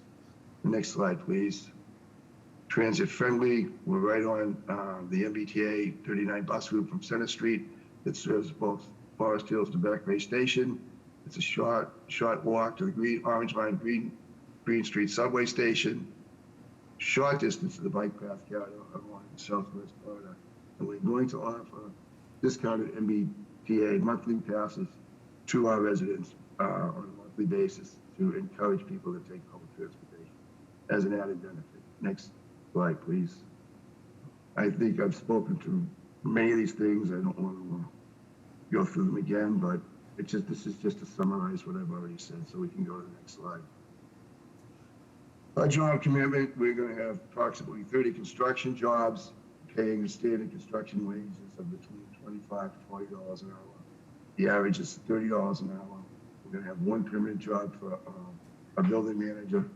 In addition to 4 commercial spaces, we're going to encourage the tenants to hire locally and pay a living wage that includes family benefits. The next slide, please.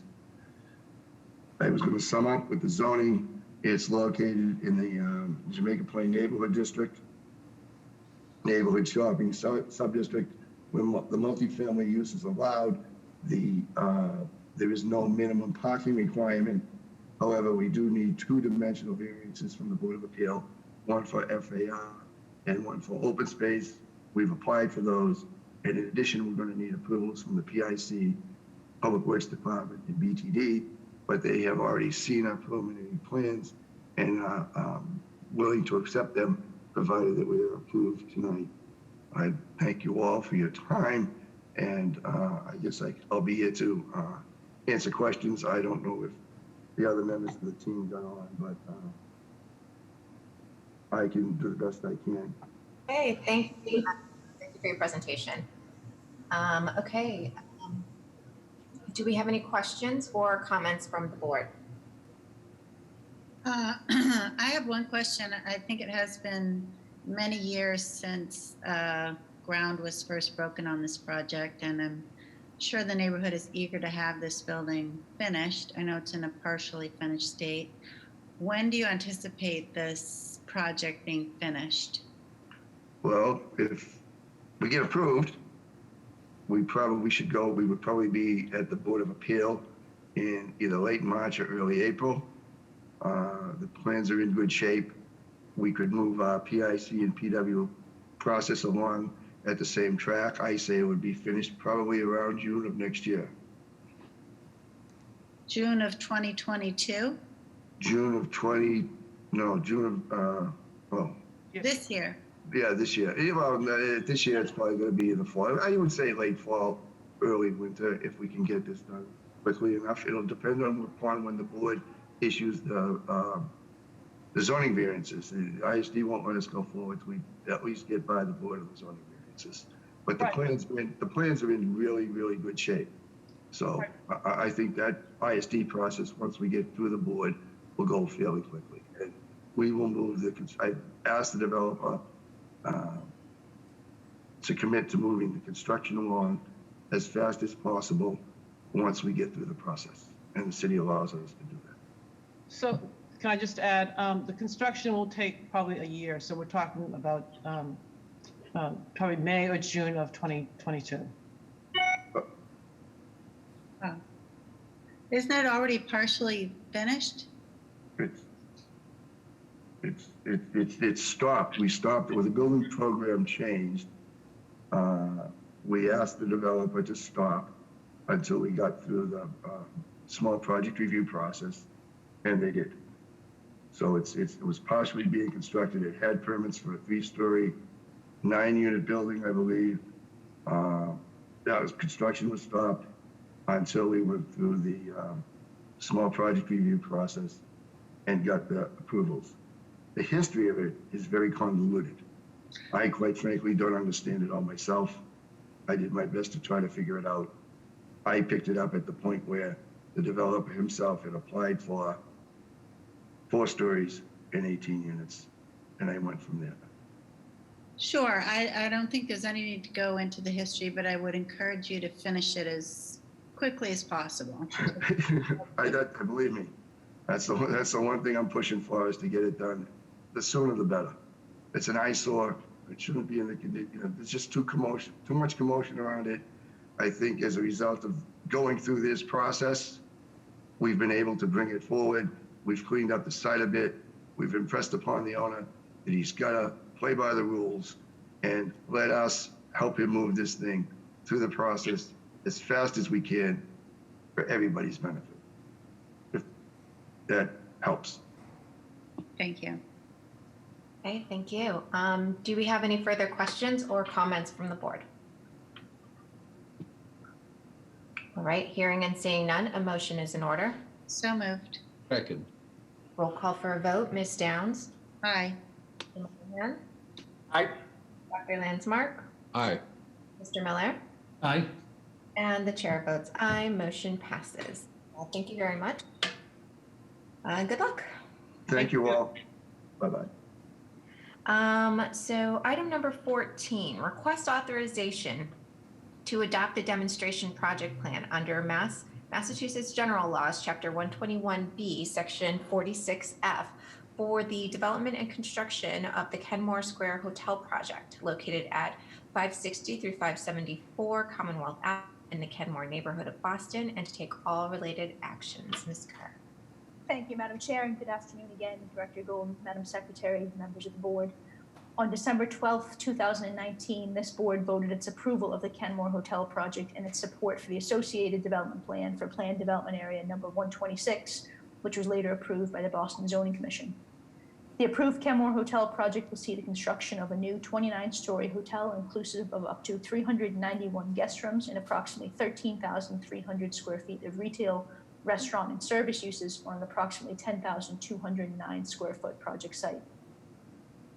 As discussed in the initial Article 80 review process and previously presented to this board, the proponent, Mark Development, will undertake an approximately $15 million transformative public works project, which will provide for the construction of a new city-owned public street to connect Commonwealth Avenue and Beacon Street, the provision of a half-acre public plaza, and associated improvements. The assemblage of the project site requires the configuration of public ways within Kenmore Square, which are owned by the City of Boston, and the transfer of real property interests between the proponent and the city. The proposed action before the board this evening will allow for the establishment of a demonstration project and adoption of a demonstration project plan in connection with the Kenmore Hotel project. The proponent submitted an application for a demonstration project on December 14th, 2020, notice of which was sent to the Boston City Council and the Department of Housing and Community Development.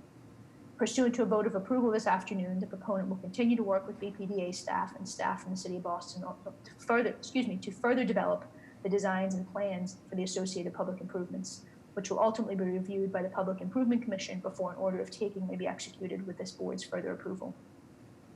We're joined this evening by Damien Chaviano and Robert Horf of Mark Development and Jared Eagerman, Project Counsel. Mr. Chaviano has a brief presentation to share with the board, which should help provide some additional context to the more technical matter of this action. Happy to answer any questions the board may have following Mr. Chaviano's presentation. Thank you. Hi, good evening. Can everyone hear me okay?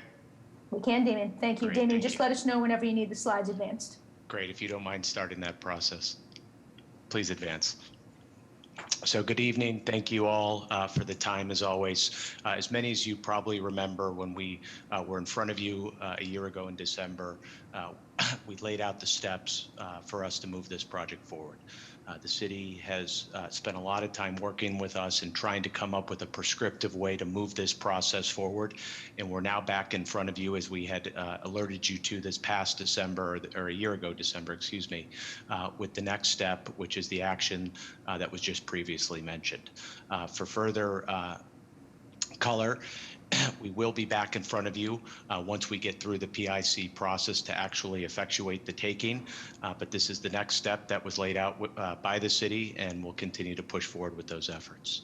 For those of you who need a refresher, the site that we're talking about is highlighted here. The red area signifies the demonstration project plan area, as well as the PDA that was approved this past March. Our site, which is home to the Citizen Bank, sits in the middle of it. I think as you can see from this visual, this location is very much a gateway from the west into the BU community as well as the Fenway neighborhood. And in our opinion, it's the perfect area for an opportunity to really create the square in Kenmore Square that we think is much needed. Next slide, please. To give you a state of the existing condition, this shows you the building itself. Like I said, it's home to Citizens Bank. It's a one-story building immediately adjacent to a co-op tower, approximately 20 feet in dimension, certainly out of scale and out of condition with the buildings around it. Next slide. Again, this is a visual of the square. I think for those of you familiar with it, as it sits today, it's really more of a pedestrian-driven location. I'm sorry, a vehicle-driven location than a pedestrian-friendly location. We see the opportunity here in working with the city to change that, to really put pedestrians first and vehicles second. Next slide. So this is a visual that shows you the entire area that we plan to improve. It's the white dashed lines. As you can see within that area today, of the 2 acres that we're improving, only about 8,700 square feet, or less than 10% of that area, encompasses public realm. Next slide, please. Our proposal would take that and almost quadruple, or put about 40% of those 2 acres into the public realm, as you can see here, designated in the red undertones. Next slide, please. Again, this is an existing condition that outlines both the lines related to the PDA as well as the demonstration plan area that we're talking about today. Next slide. Next slide, please.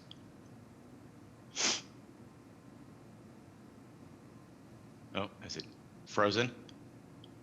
It's frozen. The slides are really big, so just bear with us. Yeah, please.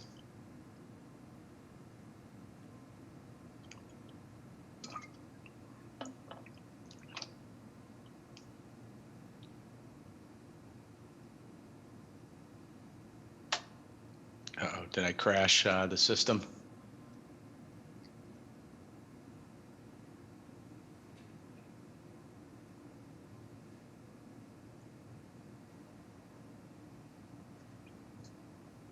If it's helpful, I don't know if I'm allowed to share my screen. I'm more than welcome to, or happy to flip over. No, it's on now. It's on now. Oh, there we go. Great. Okay, so this shows the area that we're talking to you folks about tonight about improving. This has been many, many months of work, of collaboration with the BTD, with the MBTA, and with the city's peer review team. It's gone through extensive dialogue as to what the improvements are.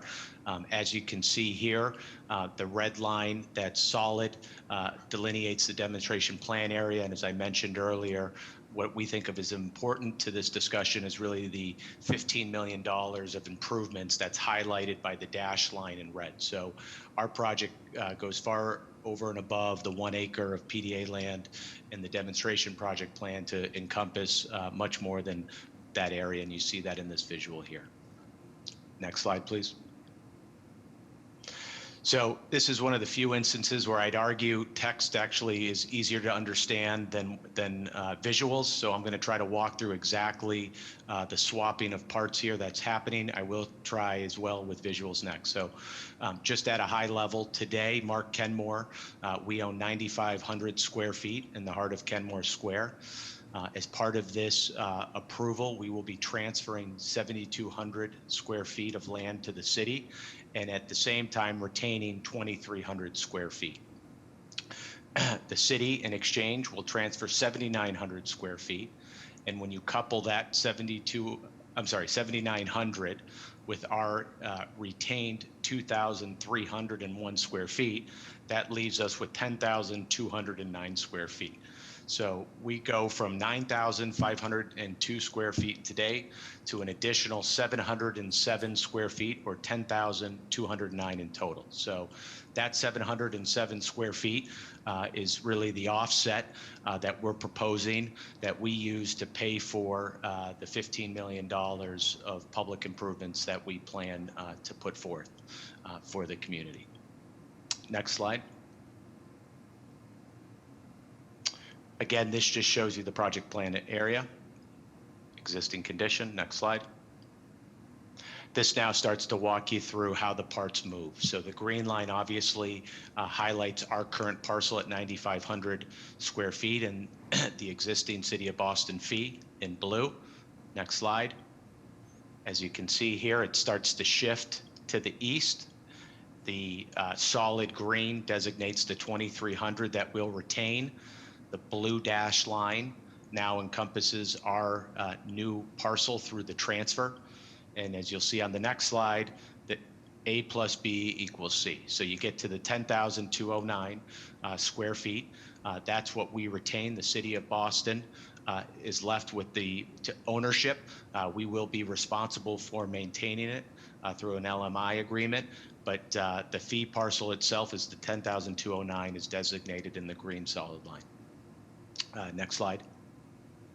So I'm just going to quickly walk you through some visuals here to show you what this ends up being when you swap around the kit of parts. So here's just an aerial looking at our site. Next slide, please. This gives you a concept of what the public plaza will look like. Next slide.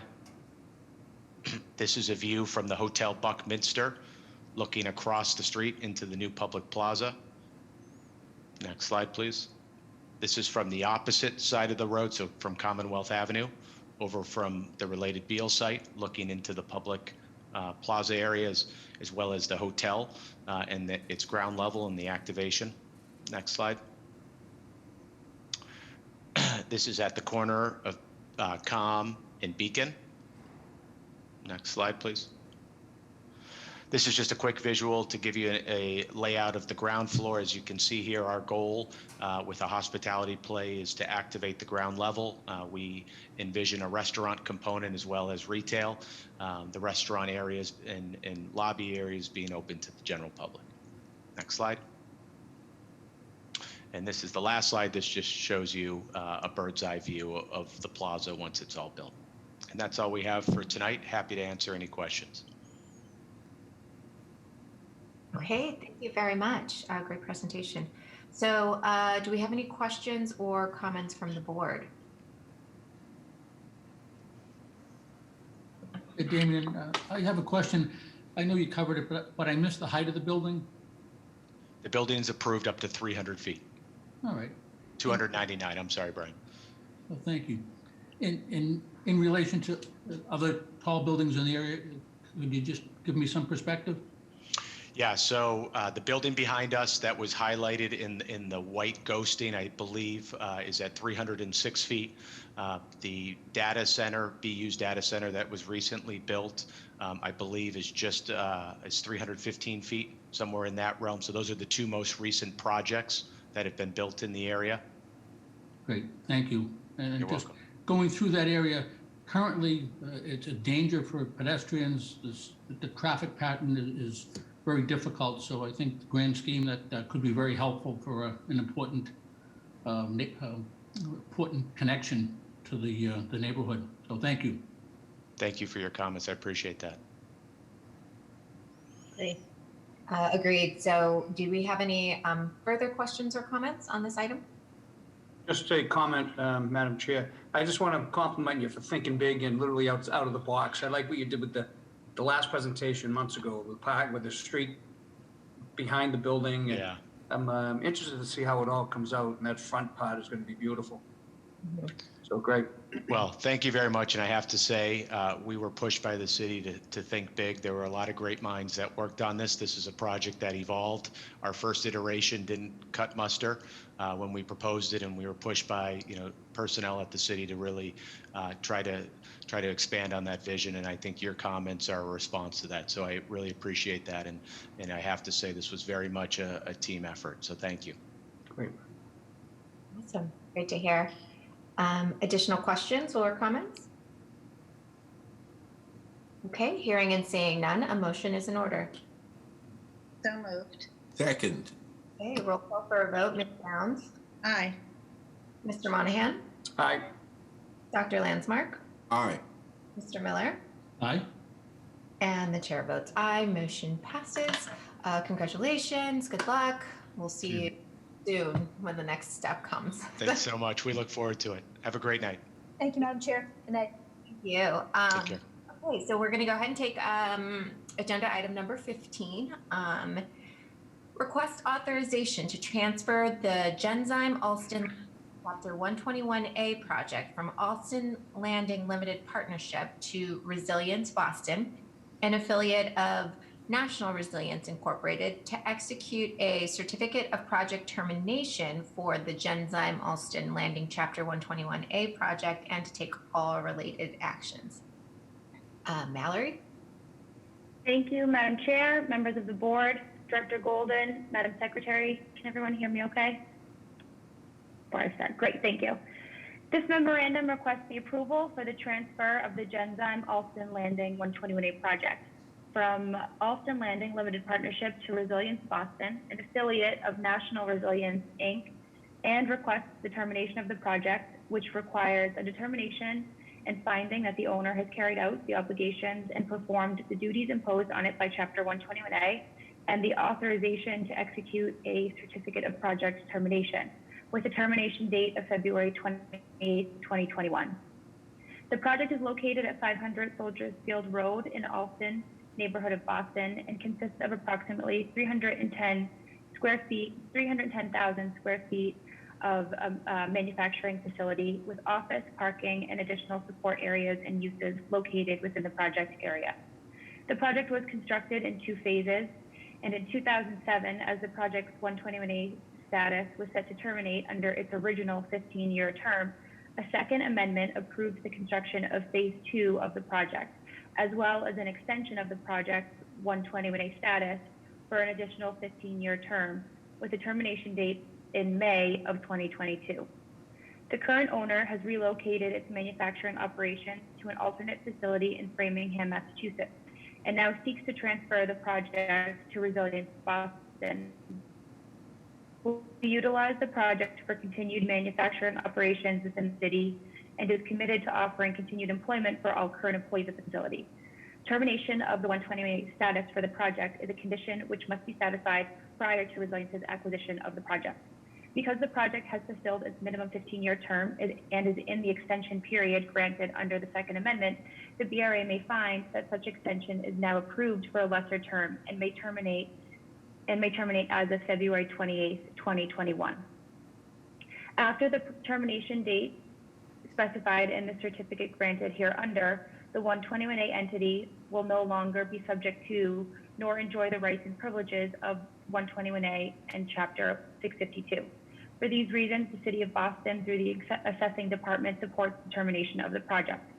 Therefore, the parties request approval for the transfer and a certificate of termination to confirm the termination date of the project as February 28, 2021.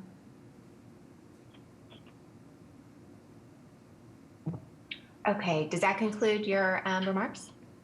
It does, yes. Great. Do we have questions or comments from the board? All right, hearing and seeing none, a motion is in order. So moved. Second. Okay, roll call for a vote. Ms. Downs? Aye. Mr. Monahan? Aye. Mr. Miller? Aye. And the chair votes aye. Motion passes. Thank you. Okay, great. So give me 1 second to just toggle screens here. Okay, agenda item number 16. Madam Chair, we need to wait until 5:30 for item number 16. Reading, right? Okay, yeah. You want to go to item 17? Yeah. Item number 17, request authorization to accept a grant from Mass Development in the amount of $250,000 for the environmental assessment and remediation of parcel P-3 located at the corner of Tremont Street and Whittier Street in Roxbury. Rebecca. Thank you, Madam Chair and members of the board. We are requesting board approval to accept a recoverable grant agreement from Mass Development in the amount of $250,000 for the environmental assessment and remediation of parcel P3 located at the corner of Tremont Street and Whittier Street in Roxbury. Parcel P3 is a 7.7 acre site with a potential for significant value creation through future redevelopment. However, it has remained vacant for many years, in part due to the environmental conditions of the site. Parcel P3 has been identified through Plan Nubian Square as a site that can better support the surrounding Roxbury community by providing opportunities for economic development, affordable housing, and arts and culture. Since tentative designation of the site lapsed in November 2019, the BPDA has been conducting internal due diligence and is currently launching a community process to draft a new RFP for the redevelopment of the property.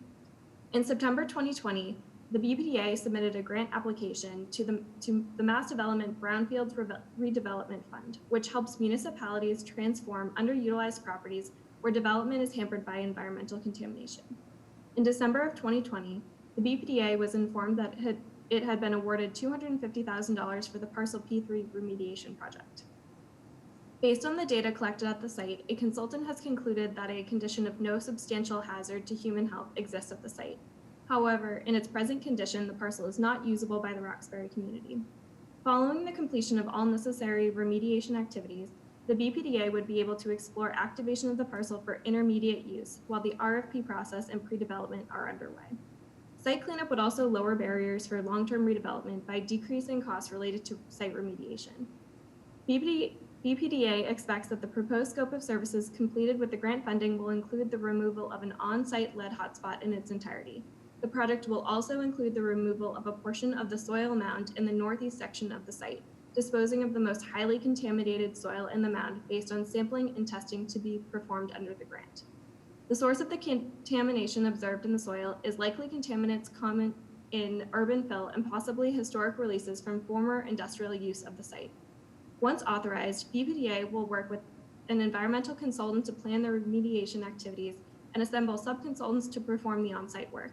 BPDA will seek to create opportunities for MBE participation through the environmental cleanup process. Thank you, and I'm happy to answer any questions. Great, thank you. Do we have any questions from the board? All right, hearing and seeing none, a motion is in order. So moved. Second. Okay, roll call for a vote. Ms. Downs? Aye. Mr. Monahan? Aye. Mr. Miller? Aye. And the chair votes aye. Motion passes. Thank you. Rebecca. Okay. Agenda item number 16. This is a public hearing for the Boston Redevelopment Authority, doing business as the Boston Planning and Development Agency, being held in conformance with sections 80A-2 and 80D-5 of the Boston Zoning Code to consider the Phase 5 Building F2 development plan within Planned Development Area number 94 Bartlett Place, Washington Street and Bartlett Street, Roxbury, and the Phase 5 Building F4 development plan within such PDA number 94.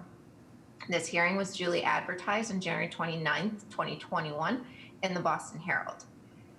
This is a BPDA hearing on a proposed petition by the agency. Staff members will first present their case and are subject to questioning by members of the agency. Thereafter, anyone who wishes to testify about this project will be afforded an opportunity to do so. We are taking support and opposition at the same time. If you are planning to testify, please take time now to verify that your computer microphone is active. Click on the hand icon on your Zoom control panel. This will signal to staff that you would like to speak. When your hand is raised, it will be blue. If you're calling into the meeting and would like to testify, please dial *9 to raise your hand. When I call for all testimony, staff will announce your name and allow you to talk. You must unmute your microphone and your webcam will not be active.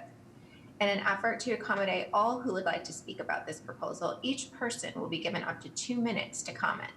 BPDA staff will indicate when 30 seconds remain. At that time, please conclude your remarks so that the hearing may continue and others may be heard. At the conclusion of all oral testimony, any email testimony will be read aloud.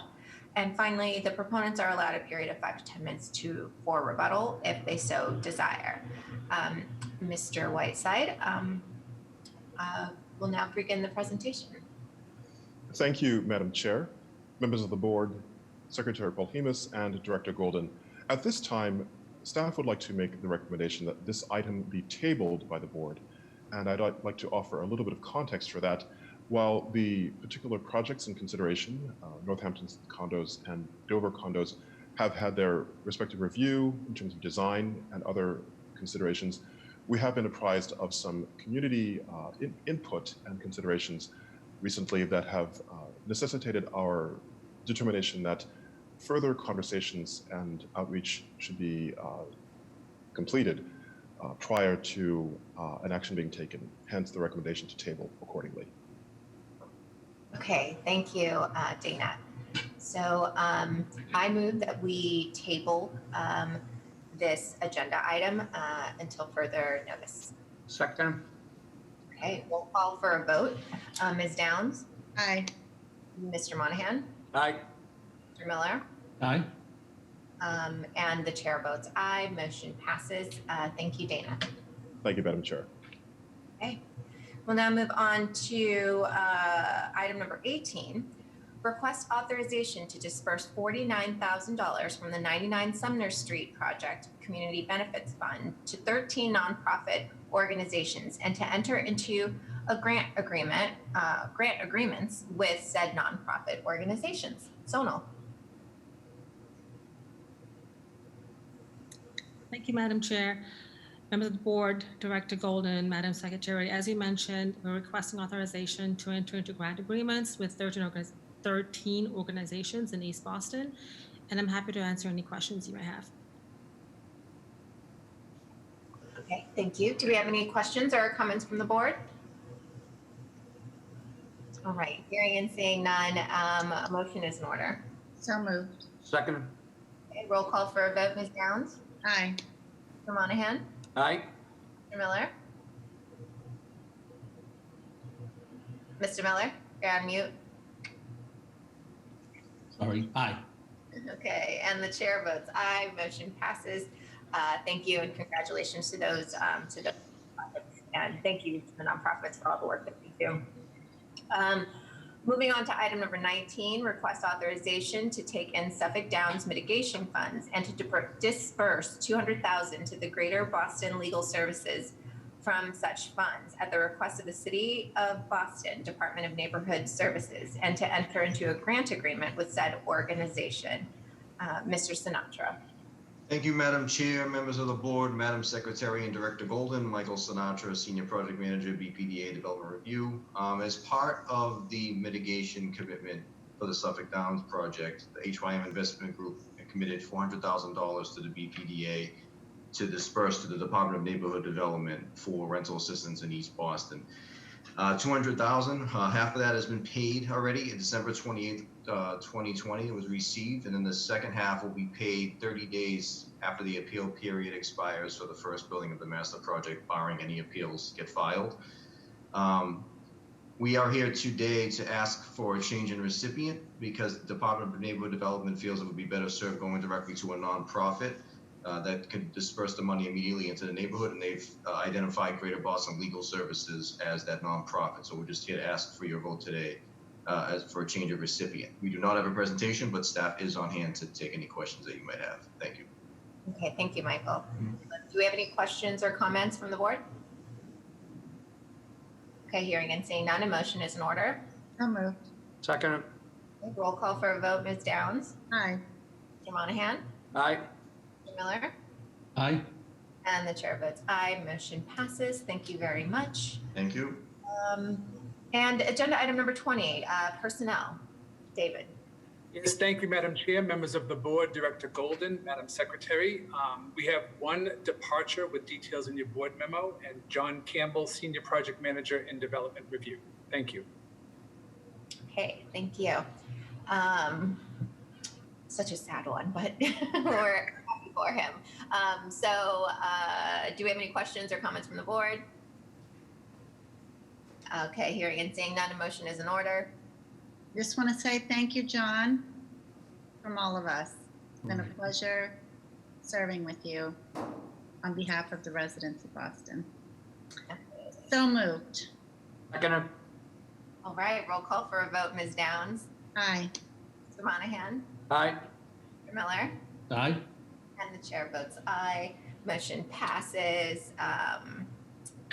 Thank you very much, David. Item number 21, contractual. I need a motion to pay our bills. I move we pay our bills. Second.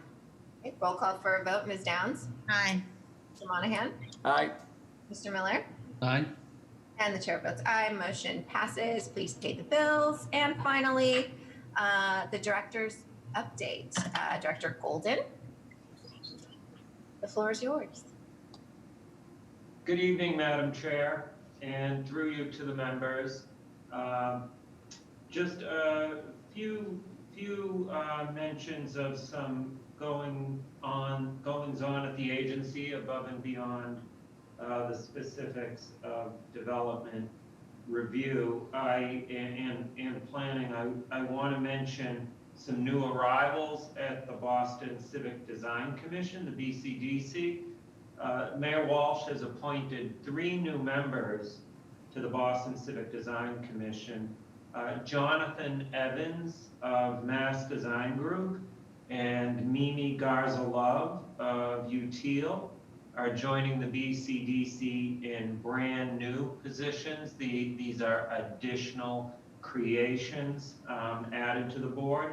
And Kathy Cotterides of Historic Boston Incorporated will take the seat, the existing seat that is being vacated by the retirement of Paul McDonough as the member representing expertise in historic preservation. We celebrated Paul's retirement from the BCDC, or not quite retirement. Paul is going to continue to provide his own insights and perspectives as an emeritus member of the BCDC. But Paul spent decades on the Design Commission. He was one of the original appointees. He goes back 30 years in participating. He's made the city a more beautiful place. We thank him for his keen eye toward facilitating new entries into the built environment while also respecting our rich historic past. Paul has been an important contributor, and we thank him for his service on the BCDC.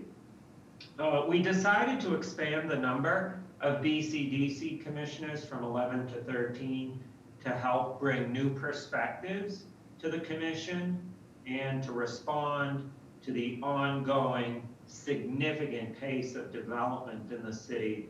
By adding members, we're helping to ensure, for instance, that there is a quorum at all meetings, so that very technical matter needed to be addressed. The more people we have, the better chance there is of always maintaining a quorum in this important work. Under the change, at least 7 of the 13 commissioners must be professionals in the fields of architecture, landscape architecture, or urban design.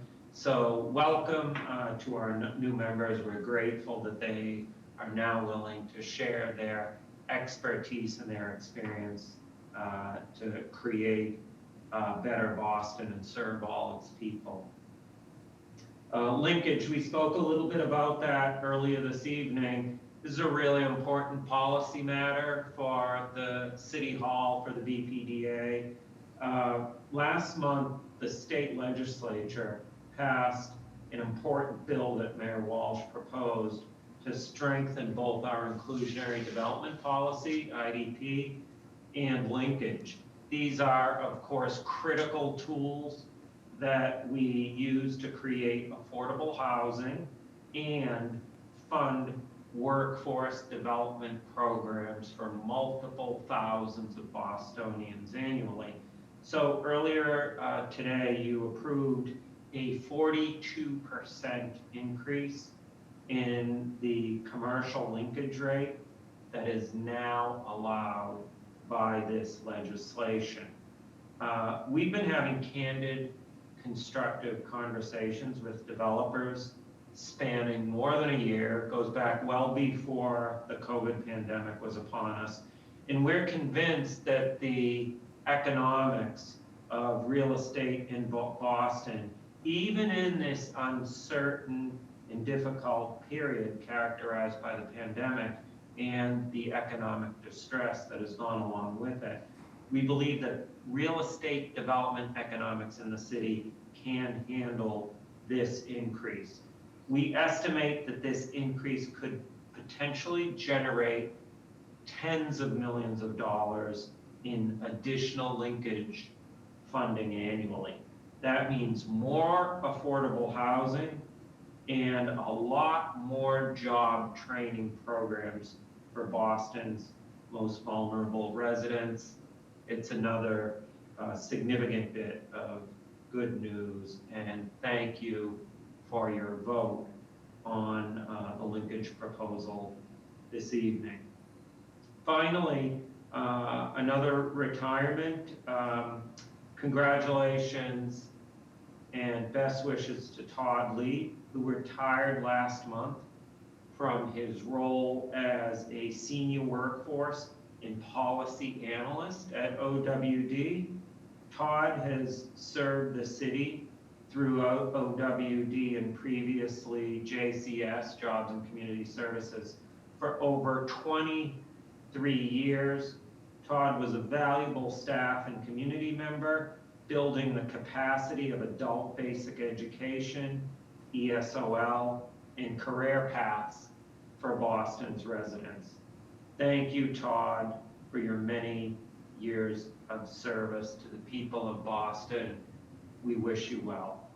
And with that, I hope you all have a good evening, and I look forward to seeing you in March. Thanks very much. Awesome. Thank you very much, Dr. Fulton. Okay, with that, I need a motion to adjourn this meeting. I move we adjourn the BPDA meeting. Second. Roll call for a vote. Ms. Downs? Aye. Mr. Monahan? Aye. Miller? Aye. And the chair votes aye. Motion passes. Meeting adjourned. Thank you, everyone. And we'll see you next month. Take care. Stay safe.